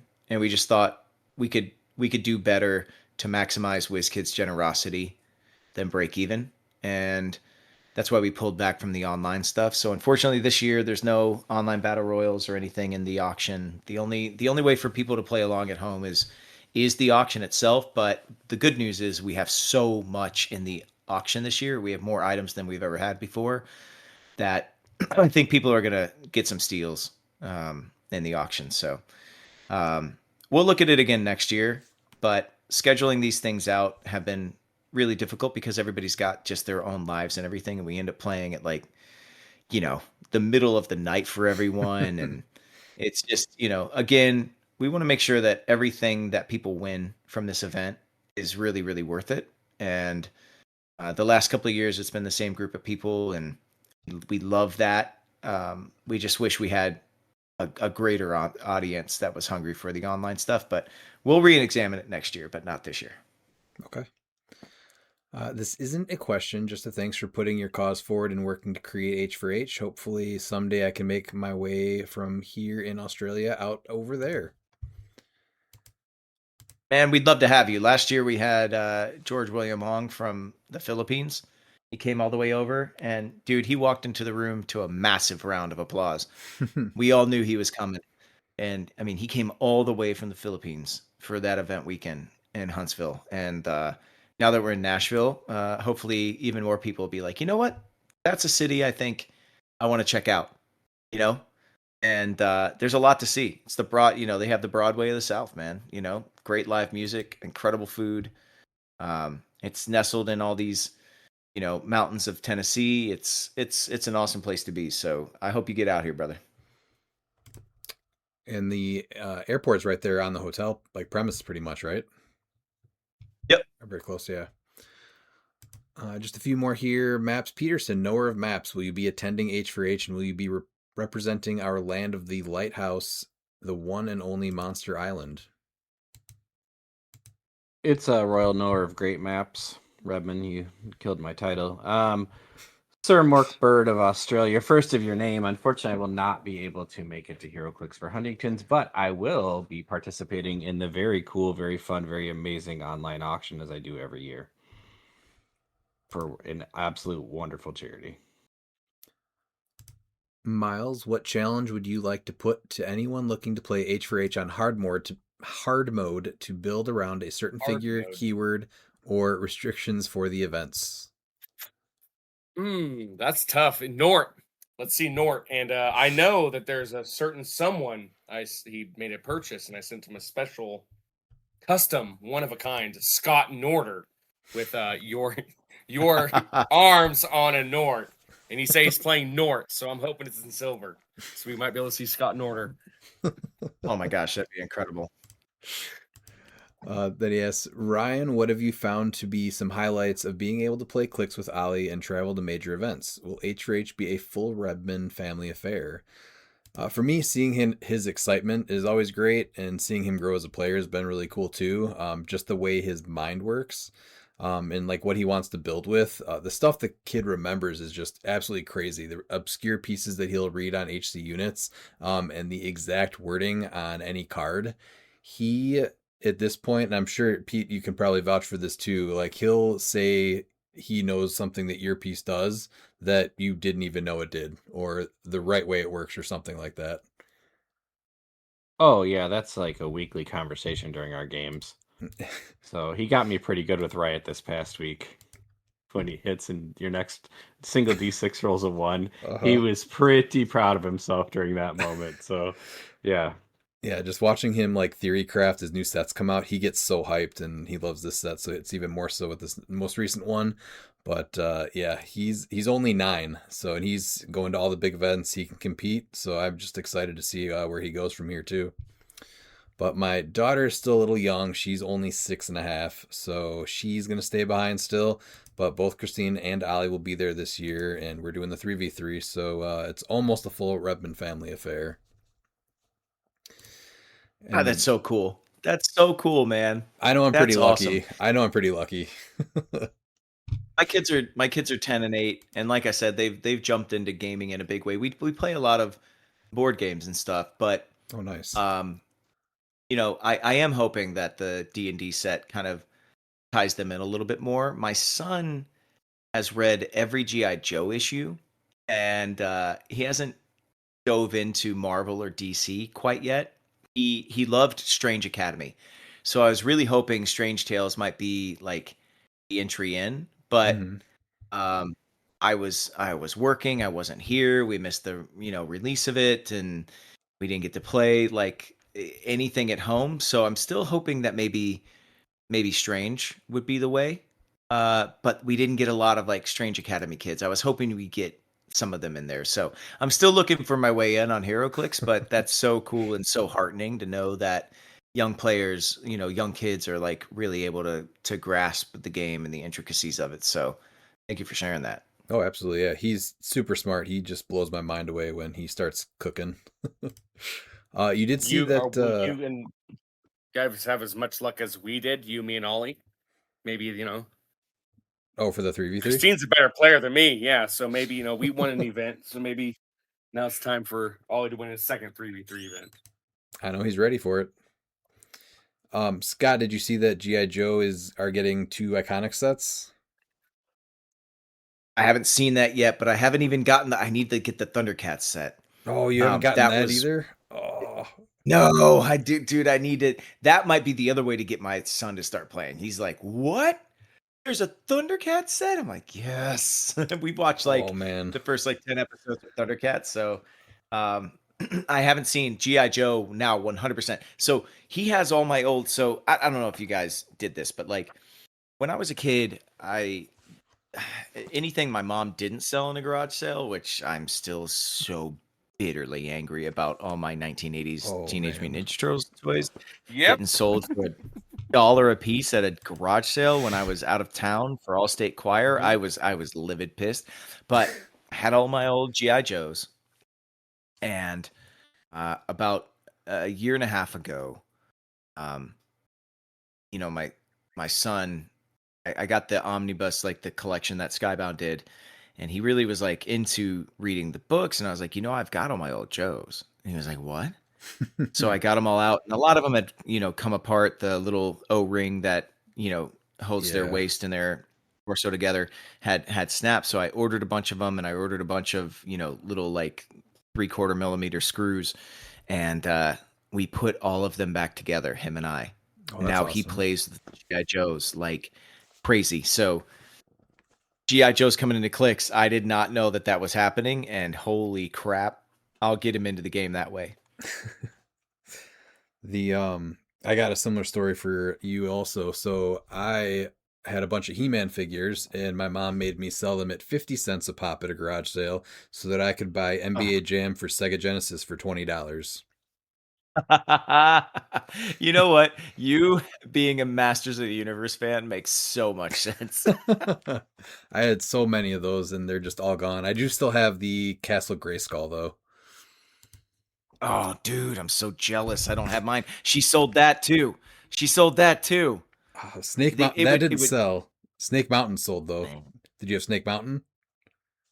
I did, yeah. They both sold. The Castle Grayskull is great because it would just fold together and then clip like it was like a suitcase, like a castle suitcase. Yep. You just shove all your shit in there and then close it. Oh, it was great. They don't make stuff like that anymore. You guys anymore. got money out of yours. My grandpa gave all my turtles, including the sewer set, to just a kid that was sad walking down the street. So I had almost every single turtle in 2 separate big like Tupperware garbage cans. My mom gave them both to my dad so that we had stuff to play at his house, and they both just disappeared. So I'm assuming they went out to the trash and got thrown away. So very, very sad about both those. Breaks my heart. Before the last question, though, just so you know, Scott, we're getting Roadblock, Scarlet, Snake Eyes, and Duke for the Joes, and then Cobra is Cobra Commander, Baroness, Destro, and Storm Shadow. Oh man, buys. That's awesome. Must buys. That's also that's awesome. Must buys, yes. But where's my Firefly? Like, come on, man. I know there's come on now. This. It really could get a full set. G.I. Joe. Oh yeah, there's 2 sets. Oh, I hope it will. I hope it will, man. Yeah, my kid, he doesn't know this, but there's an old artist named Bob Hall who used to do a ton of G.I. Joe covers back when Larry Hama was writing the book. And he's done a lot of other work like for DC and for Marvel. I did my first ever comic book convention where I went and signed autographs and stuff like that. I've never really done one before. I went to Lexington Comic-Con, and I got to meet Jay Lee, who I've freaked out about on unboxings before. The last X-Men set, I talked about so many of his panels from the early 90s. especially during Executioner's Song. And I got to meet him. It was awesome. But I also got to meet the legendary Bob Hall. And my son's birthday is at the end of May. And his favorite Joe is Gung Ho.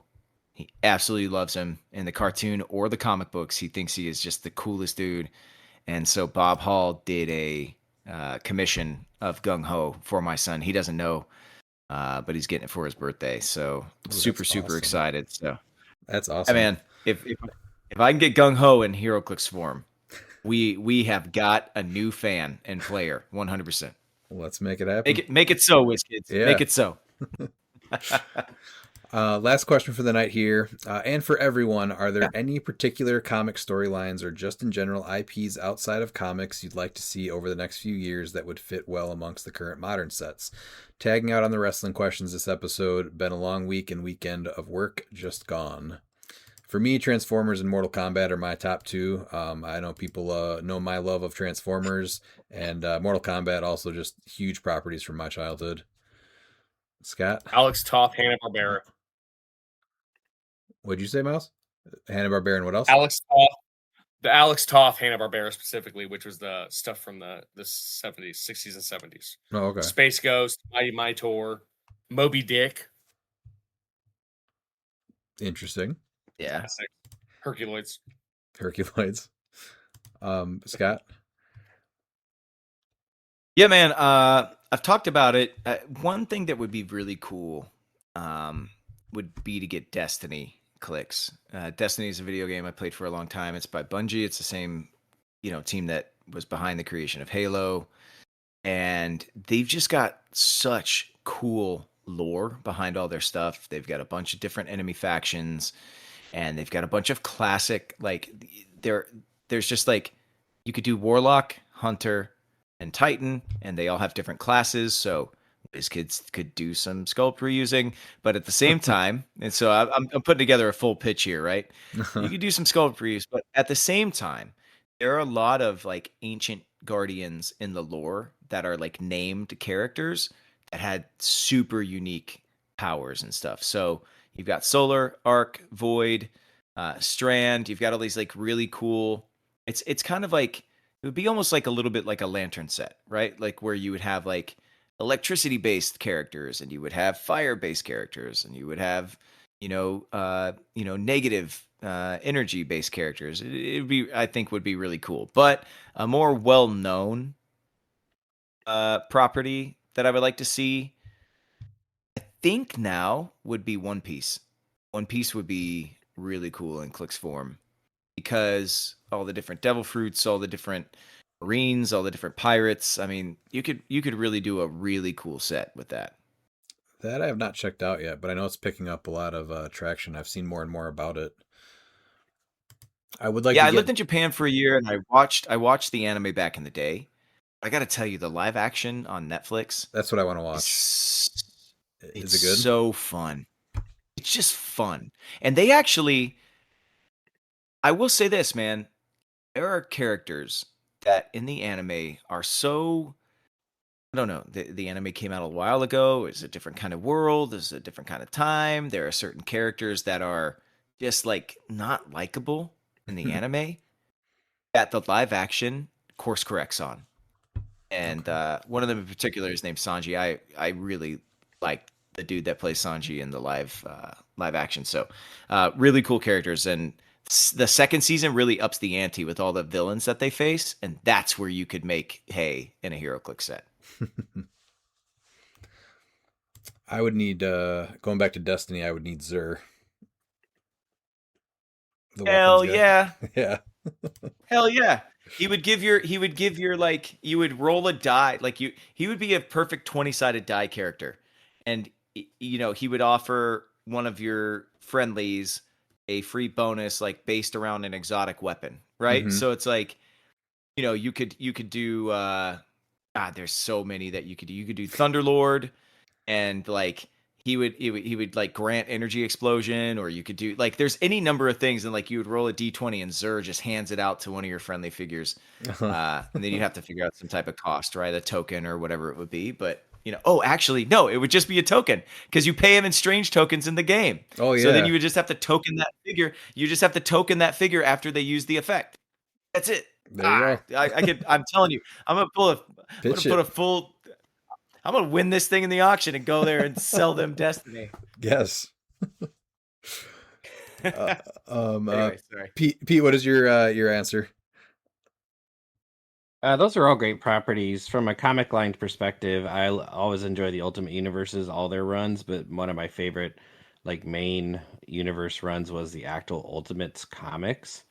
So I'm really intrigued anytime we get that keyword and that team ability back, and this most recent op kit has got me thinking maybe we're going to get some Ultimates. I would be happy. Oh, that would be cool. That is going to wrap up this episode. Scott, anything else you want to add? I just want to say thanks to you guys for having me on. I want to say thank to everybody out there that listened for almost 3 hours. I hope I shared just how meaningful it is to me and my family and to the other hundreds of thousands of families that are battling HD to have this community on board with us. I know there are so many different causes out there that you could give to and that you should give to, and we're not the only one, but the fact that so many of you choose to join this fight with us just means the absolute world to me. So I just wanted to say thanks to everybody, and I hope to see you down in Nashville. And if I do, or I don't, everybody out there, I hope your roles continue to be critical hits. That's it. All right, yeah, thanks so much for joining us. I will see you in a few weeks, and remember...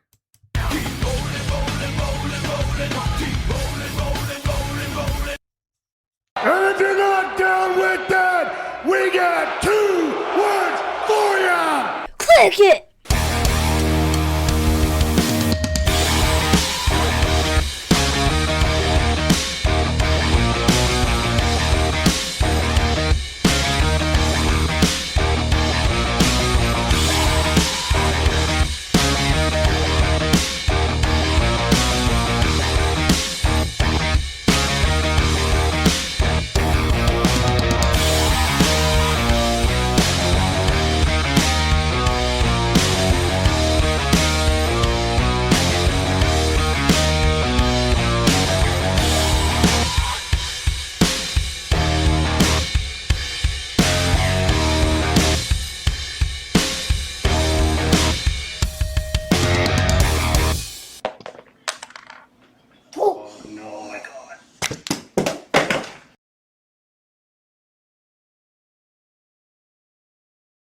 Now, what is the most premium alcohol ever invented? Goldschlager, yeah. Goldschlager. Yeah, All right, hey! We're all on the same page Yeah, here. This is good. I like this. Okay, yeah, Swiss cinnamon schnapps liqueur with drinkable flakes of gold floating in it. My God, what's more premium than that? Yeah, nothing. Nothing, right? But here's a pitch. Okay, I can get a bunch of nickels and I can smash them up and put them into a Schlager, right? We call it nickel Schlager, and we pitch it as like the working man spirit. And you know, nickels they're easy to find and just as shiny. Well, that sounds disgusting and potentially dangerous as I'm well. gonna try it though. Well, we're talking about a much bigger celebrity than that, okay? We're talking about a household name here. Now, have you ever heard of a little show called Malcolm in the Middle? Have I? Change the game. Changed Yeah, the game, it did. Frank. That It did did. change One of the the game, greatest man. shows of Yeah. all time. Yeah. Well, listen, the dad from that show is in town, and we're going to be pitching him tonight. Yeah, Malcolm, he's here too, although he's all grown up now, so you might not recognize him. Yeah. Dang, that sounds pretty glamorous. I'd like to hang with celebs. Shut up, D. Shut up, D. God, shut up, D. Shut your mouth or I will shut it for you. When you get back, Mac's gonna shut it for you! Shut your mouth, or we're going to sew your lips shut.